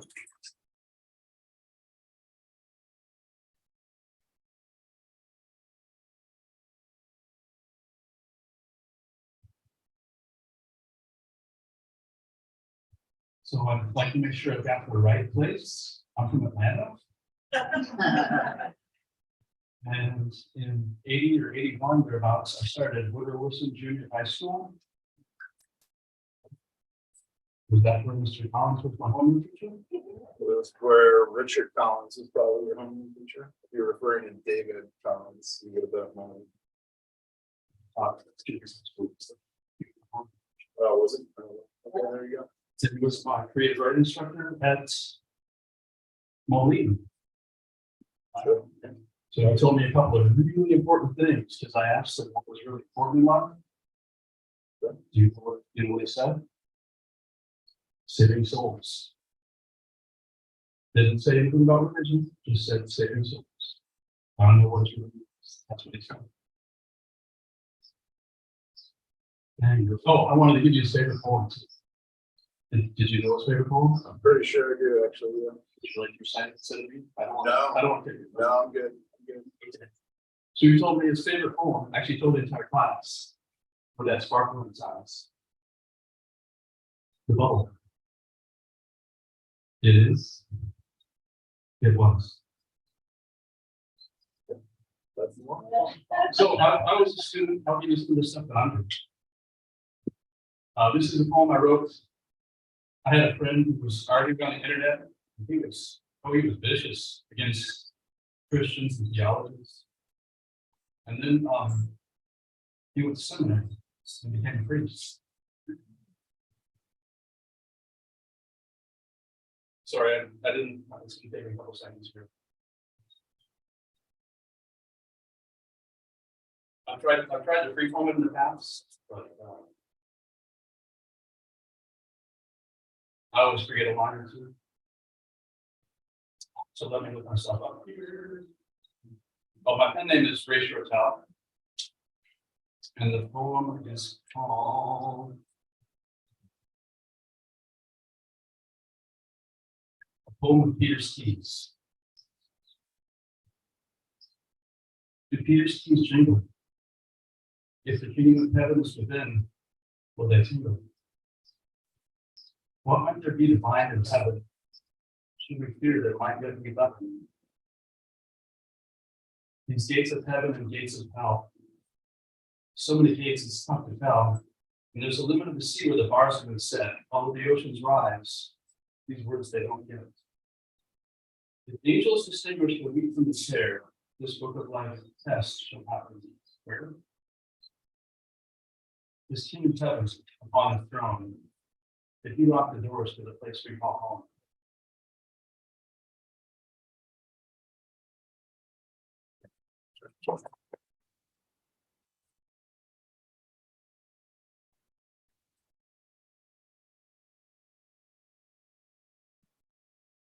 Give it one more time, Mike. That would be the only comment I still have to do. I used to know Frank O'Hara to the harbor master, which honestly is big. If you don't know that, Mom, that's like gift to you today. Frank O'Hara to the harbor master. You're welcome. Bring tissues. It's very short. Anyway, our next year, I can't read this. Oh, it's 8 and 9. Yeah, come on down.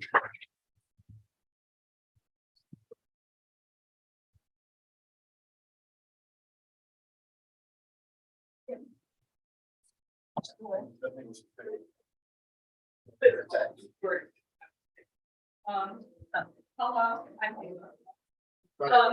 I decided to go for the extra special bonus points that Ryan was talking about. I had a completely different plan. I ditched it all. So I'm going to be reading things from the comments. So the first one is from Rebecca's poetry class. There was the prompt of all of it changes at evening. And I referred very cryptically to my ghost cat poem. So I thought I'd just read that.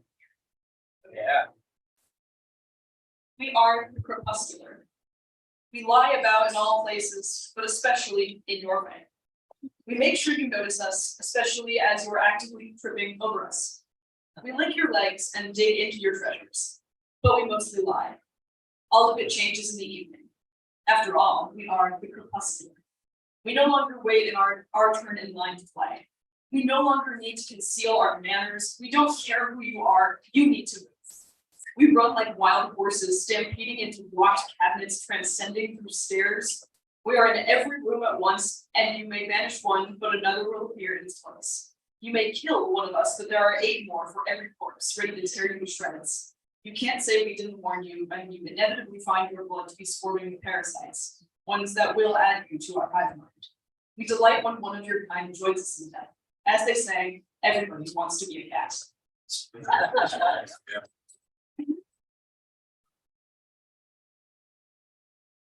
My mom is here, my mom is one of those people who, doesn't understand poems, I feel like I wrote that poem for people who don't understand poems. All right, this next piece, I again started to write at the conference, it's not done yet, but I thought I'd share a rough draft for fun. This is kind of based off of little bits and pieces from all of the workshops, I've taken all of them. So there's some memoir in here, there's some short fiction in here, there's even like elements of, there's points of view spoken about, and it's a little poetic, so I thought I'd, blend it all together in one big fun time. And I call this food service version. Thanksgiving is parades, dog show. Spend time with family while watching a dog show. Wire Terrier won again, and he's annoying, but that's okay, because family's here and we can smell the turkey cooking from the kitchen while we're in the basement. Thanksgiving was this until freshman year of college. Freshman Thanksgiving is 5 hours north and snowing, which does not make for good in the kitchen helping family weather. I'll help another family. I get taken and whisked away up to Menominee, Wisconsin by my roommate. My roommate's family.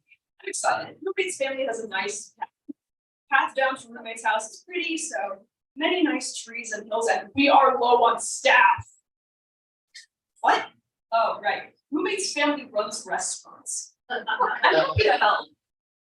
Don't know what I'm doing, but they can slot me in wherever. Buster. Okay. What's a buster? There's no time to explain. Get in the car. Actually, we'll walk. It's icy. I'm in uniform. A bad uniform. Jake's tiki bar prints it across my back, even though the tiki bar is under 2 white inches. The tie-dye Converse. The only shoes I thought to slip. The only shoes I bought. I slip on ice. I slip on food. Ding, ding, ding. Okay, go. Go. Nothing to do. Those are smooth tables, right? No one's done yet. They've always come in and we have a party of 12 on table 78. Okay. I'm sorry. I'll show you your table. Dude, where the hell is table 78? Bro, you gotta look on the chart. Okay, so I look at the chart. Why the color of the table's numbered like this? Not 1, 2, 3, 4, etc. or whatever. It's fine. I guess this explains Hell's Kitchen when Gordon Ramsay says, "Get your head in the game, Ava." Right. Gotta stay on my feet. Converse are not the best shoes for this job. But a table is finally left. I grab a rag and clean it up. Whoa. It's all wrong. What are you doing? What do you mean you don't know how to wipe a goddamn table? The owner, who is not Jake, rips the rag out of my hand and brings the thing out like it's soaked with acid and does the table for me, which means that I have still not actually worked wrong. So go find something else to do. Okay, fake Jake. I don't know what that is. Go fold silverware and the napkin tucking the corners and roll into a cylinder. Silverware drops onto the red tiles and I sigh and put them in a plastic box of soapy water. I have probably been in the kitchen too long. I'm all conscious of my time management, especially since my shift ends at 8, and I'm counting down the minutes from checks watch until 1:30. Out of the kitchen now, gotta find another table and I can wipe correctly, and then the guy's like, "Hey, can I get a refill on my coat?" I'm like, "Sir, that is not my job, but I will get you a waitress." She said, "Cool, what table?" Back to the chart. 77? She says, "Girl, you gotta move." But she smells like fresh cigarettes. Girl, you too. That's all I have. I wanted to. I'm sure.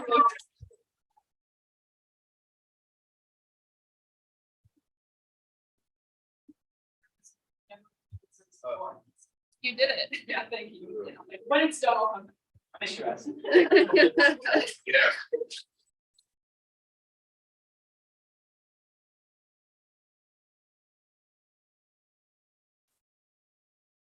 Give up, Ava.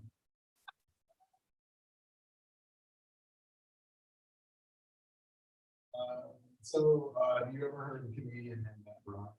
No. He's got this joke about being a big guy in all the restaurants, and he just like when he busts the tables and stuff, people like, tickets to catch up. Walk away. Yeah. So like that's the just when anytime anybody asks for anything. walk away. Sounds good. Hopefully you'll never be in that situation. Yeah. That kind of sounded like the worst Thanksgiving. Having also. Our next reader is, who is Paula? Who is her? That's the record. Who's staring at? It's very strange. No one wants that.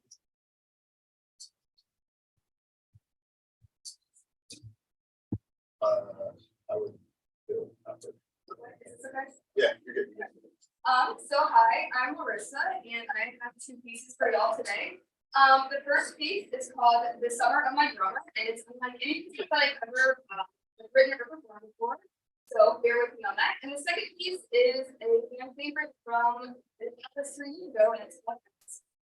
So it is The Summer of My Drummer with some help from the lovely Amazon. So,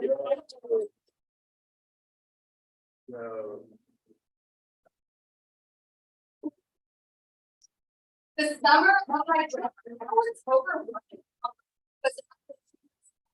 He said he loved me, but our perfect life was a fantasy. He said he wanted to get married. I was still a little worried. Wanted to wait a year or two. He moved on to he liked it. And once he was through, he was someone who kind of like this. He was and the whole through it until shit. It's a wall. This spring he had a pretty good money. He went after it and through the table. How was to hear a whole that we were able to make it.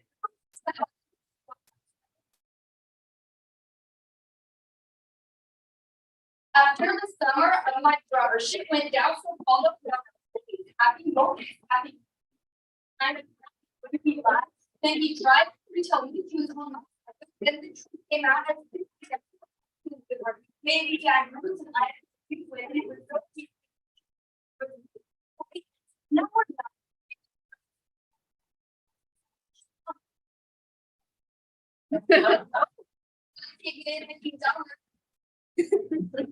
the summer of my drummer.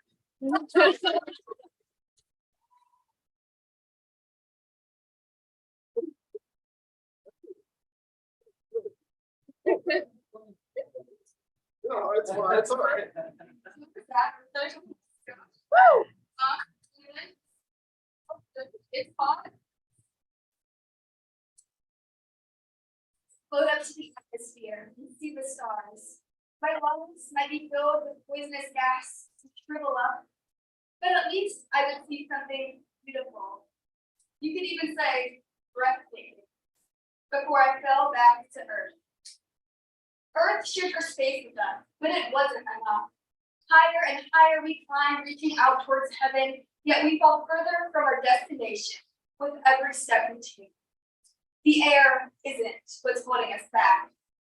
We no longer stare in awe at the mosaic clouds and sky and sun and moon and stars that swim, swirl, and miss. We have forgotten our purpose, fooled by the illusions of grandeur. I want to appreciate what we have forgotten, before my final breath is sucked from my feeble chest. Thank you. Yeah.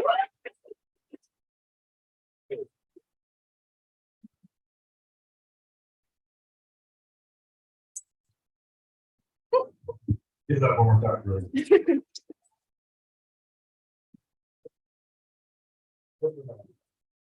So Larissa, we got a policy.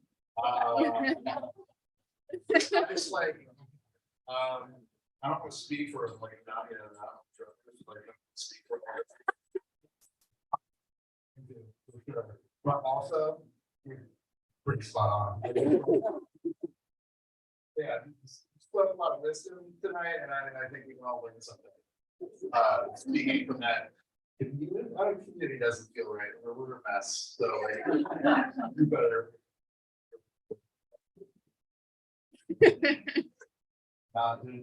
It's cool that you're laughing, but they're kind of jokes going on right now.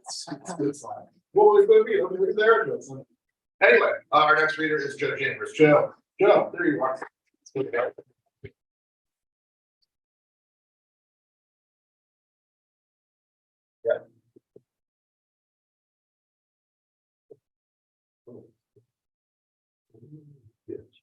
That works, I think, doesn't it? Yeah. Okay, well, I am gonna go for the double bonus points, so this is one, it's actually, this is from, the same free write prompt. Which started out with everything changes in evening, and then there was a line that I liked in my free write that kind of migrated to it, I'll write something based on that, and then that migrated to something else. So, Yeah. as it often is the case, so. This is called shadow picture.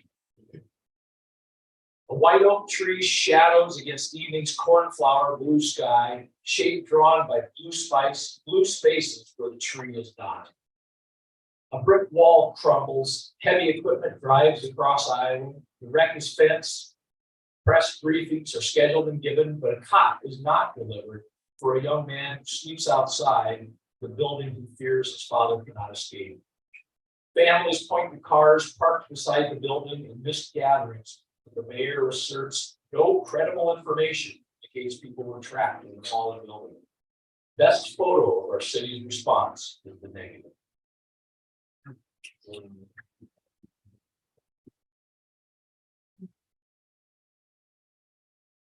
And then this is another pretty recent poem that came out of another free write I was looking through on my own. This is called Love of Clouds. Stormy weather, not cloudy weather. No wonder it was really hot. Clouds billow like pillows filled with wind instead of fiber or feather.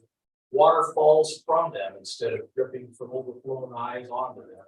Bringing very welcome the willow, thirsty, bendy tree that it is, subject to weeping spells, but onto grass and weeds below, not a pillow.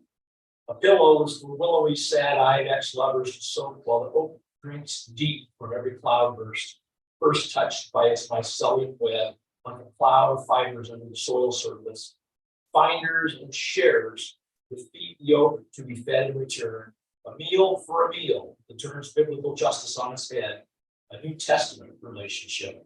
Without the cloud of righteousness that binds too many religious, converts them into haters, oblivious of the irony of hatred matched for love. Yeah.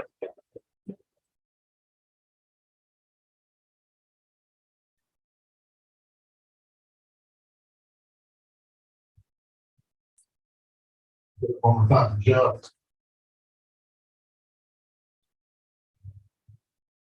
Yeah, everybody affected by. If you know, if you see any of those. GoFundMe's or whatever for any of those people, like. It's fair support, them. There's a lot of them. So.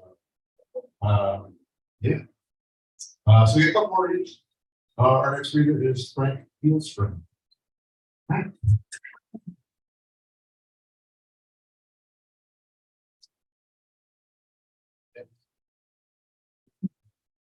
Hello there. Can you all hear me? Yeah. Yep. Sound good. I have 4 short poems I'd like to read. This first one is entitled, well, actually, these are all written in more traditional form. This first one is entitled The Sparrow.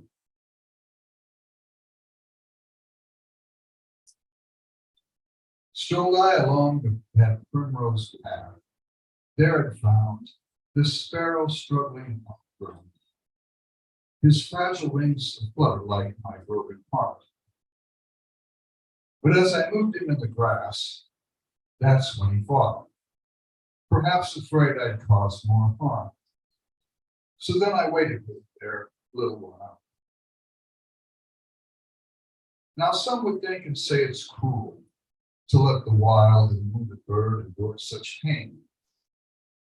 Though I believed it was his right to fly again.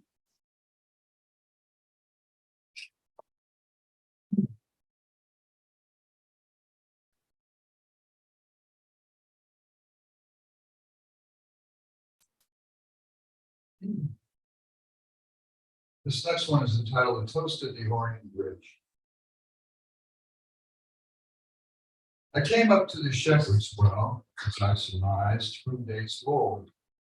But pleased to see, I wish to tell, that pool of water fresh and cold. The wooden bucket I'd let fall and splashed below the water line, and I would drink and drink it all to slake this fiery thirst of mine. Though I felt well revived again, just gliding down the winding ridge, my vintage 12-speed I'd have been, had stopped upon a little bridge. This was how I'd pass the day, by toasting life at some road's end. While grateful that along the way, I found a well, a good friend.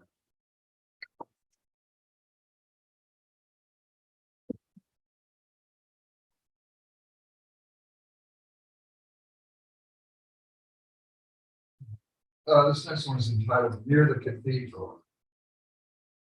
These are all from a collection of poems I wrote entitled Cycling the Dairyland. So it's kind of a bicycling cycling with life type of theme that goes through these. Near the cathedral. Bells tolled the times as summer rained. Too often I had heard that sacred storm, with fire burning in my head again. I should have called that cherished friend, but turned away. But later torn upon this bed of leaves was weather-worn. And still the bells began to shake from all the woes that I could never mend. The wounded souls that they would soon awake to be, and carelessly to break and stop to speak, but never bend. The awful bloody rules of God and man.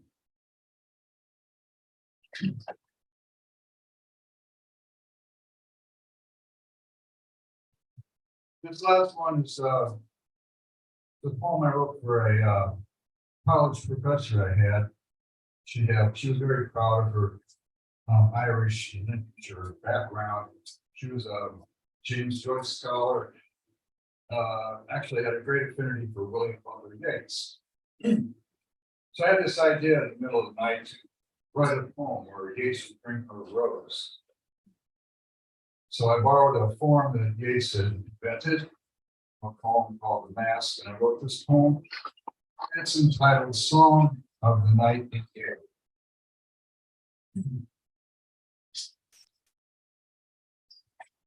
A rose, a lady, love, fragrantly named, like perfume drops on red silk gloves, and sweetens in a bright bouquet that petals from a star, night star of brilliant fire, alone, diamond, up, set against the satin sky, burning as two towers in a pair of eyes, and eyes, his eyes, as rivers flow to oceans where that gentleman could rarely go. But tenderly he brings to her a rose, a rose. Thank you.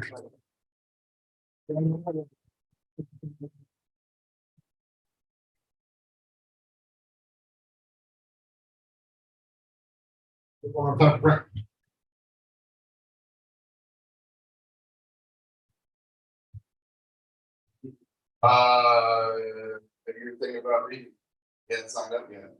Yeah, precious little time. Yeah, kids. This last reader that we have signed up right now.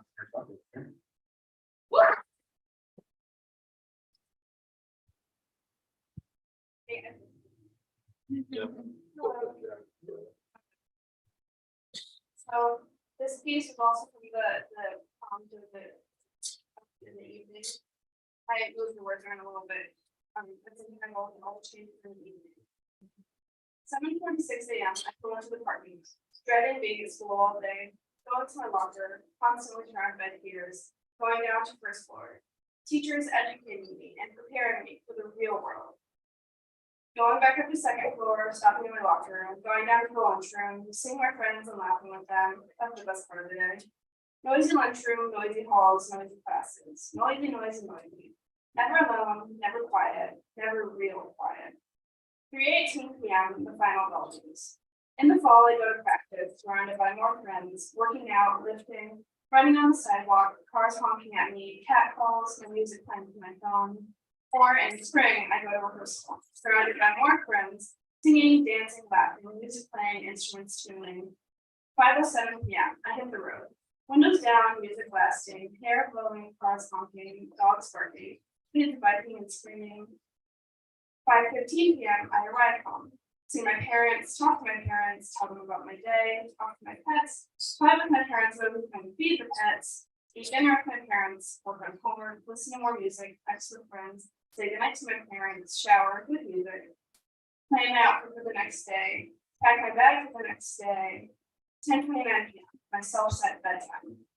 Finally, I can lay down. Finally, I can relax. I open my phone, playing this phone for TikTok for 20 or 20 minutes. Text goodnight to my friends as they slowly head off to their own beds. I wish they'd stay up a little longer, but I don't say that. Don't want them to worry. My parents have been in bed for an hour or so. I received a text from my mom with her smiling emoji telling me goodnight. Finally, it's quiet, real quiet. In the darkness of my room, they comfort me, the thoughts. Like wolves slowly stalking, attacking me when no one's right. All it takes is one sad TikTok, or one sad song, or one quick brief thought, half a thought, a flash of a thought, a memory. The sadness hits, the wolves attack. All day they've been stalking me, through my peers, my teachers, the noisy lunchroom calls, the final bell at practice or rehearsal, on my drive home, and the screaming kids, during dinner with my parents, when I was doing my homework, while I was in the shower. But finally the time was right. It was quiet and they attacked. The worst and possibly most painful part is acceptance. I find comfort in the sadness. In their claws, trying to eat seductive whispers in their howls, drawing me closer, comforting me as they rip me apart, limb from limb, tearing my flesh to shreds, punching down my bones. I feel whole. I feel hopeless, but I enjoy the despair. The curled up ball I become feels comfortable and complete. As much as I want it to be over, I know I long for it the next day, morning, afternoon, late evening, excited to truly be alone in real quiet. 11:34 p.m. I crawl under the covers, closing my eyes and dream to sleep. Let her piece me back together, reattach my torn flesh on my crushed bones. She sends the wolves back into the woods so I can be ready for morning. So I can pull to the parking lot at 7:46 a.m., ready to start all over again.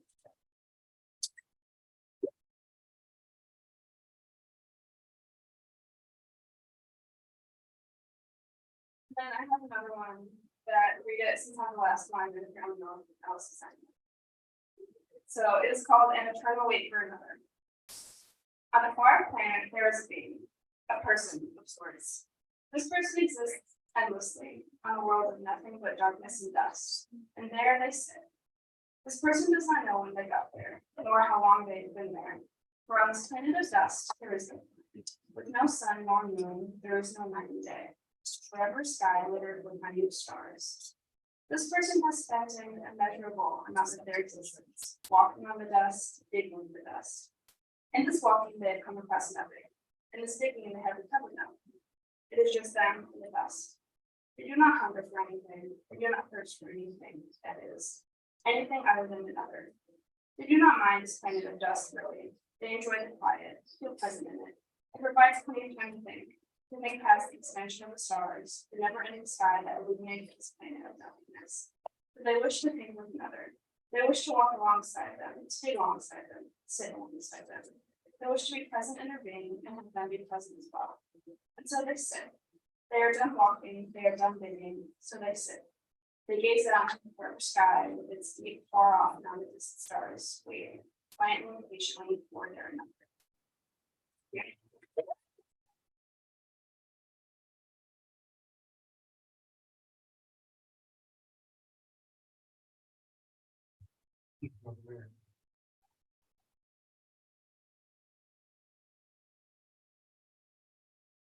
I'm just waiting for this stuff.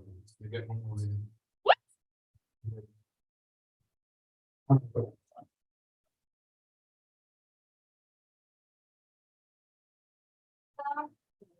name is Melissa.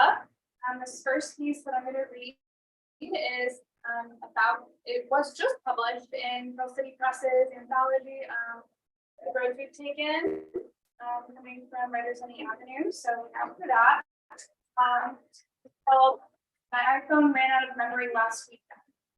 I talked through photos and videos, trying to suss out what's expendable. I don't recognize myself in photos anymore. I'm in eye contact with this figure flicker-faced moonbeam, my nose, my clothes. I can't place the moments I was living in, the bars and basements, X's and class projects graded over. I paused for a second at a snowy selfie I took while skiing. Smiling next to me is a boy that I don't remember meeting. But I remember staying up too late playing cards and pool in the dining hall. I flipped through all the photos of hazy parties and fast food drive-thrus, crowded cars, movie nights backdropped in dorm rooms. The oldest picture I have on my phone is a selfie I took with my middle school best friend. We were waiting in line outside of a haunted corn maze, steeped in anticipation for the future. This was 8 years before he died. Ethan will never turn 22. I pierced through the cartilage of my left ear this morning. I can't let this one heal. Thank you.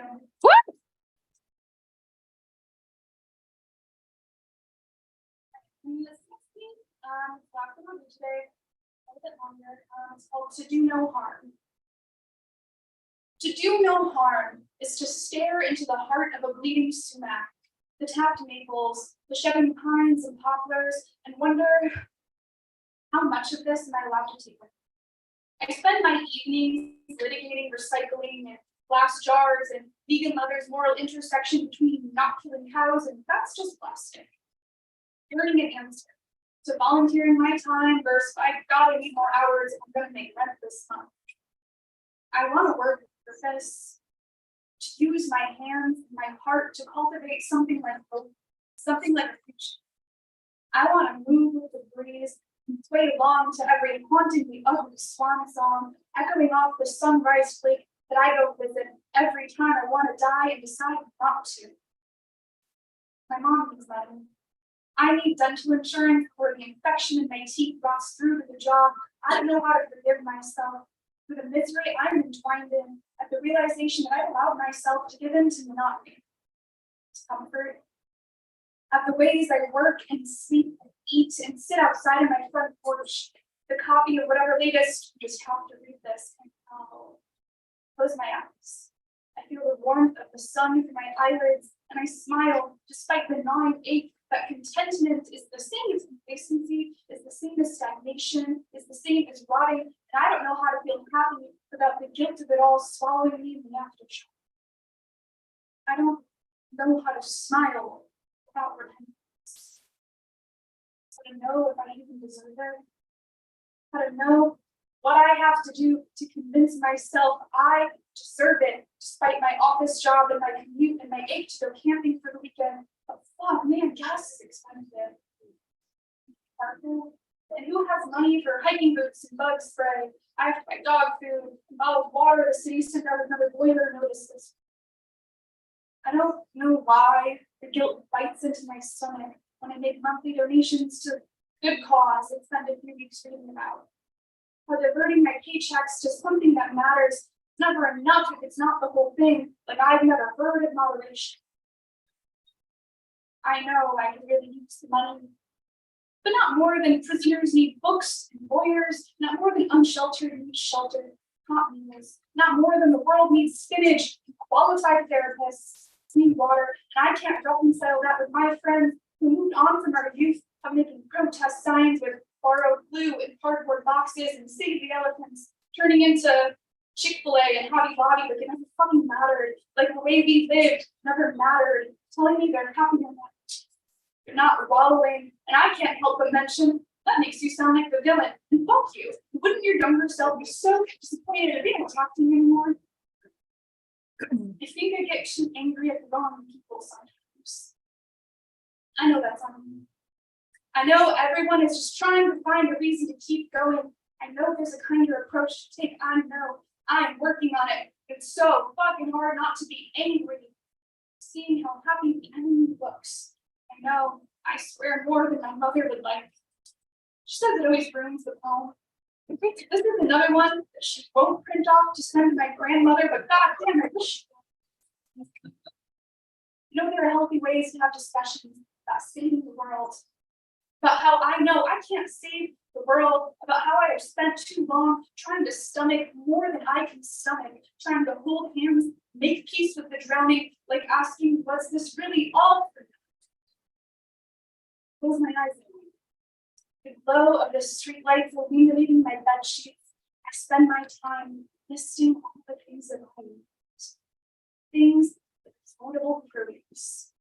Playing cards at the kitchen table with all the windows open, a sprig of lavender soaked in lemonade, an air-conditioned movie theater with half-price tickets to the dead of summer. Time to read, still go for a walk before it gets too dark out to paint the worst thing I've ever made. Show Khalil, will smile and say it's beautiful. To know I created something with my own 2 hands. To know that I will leave something, anything good in this world, to live in bliss, unity, expression. When I sit in the muddy marshes, and swim at the lake with my best friend and my dog, and when I eat dinner at my mom's house, and when I fall asleep in budding cornfields swallowed up in sunlight, I know that people deserve more than the boxes we built ourselves into. I know that people deserve more than toil, landfill, collapse, credit card debt, and I know I can't save the world. I never really tried to. I'm just trying to be kind enough and love enough and talk enough and fight enough to leave it something like hope left shining in my way. Thank you.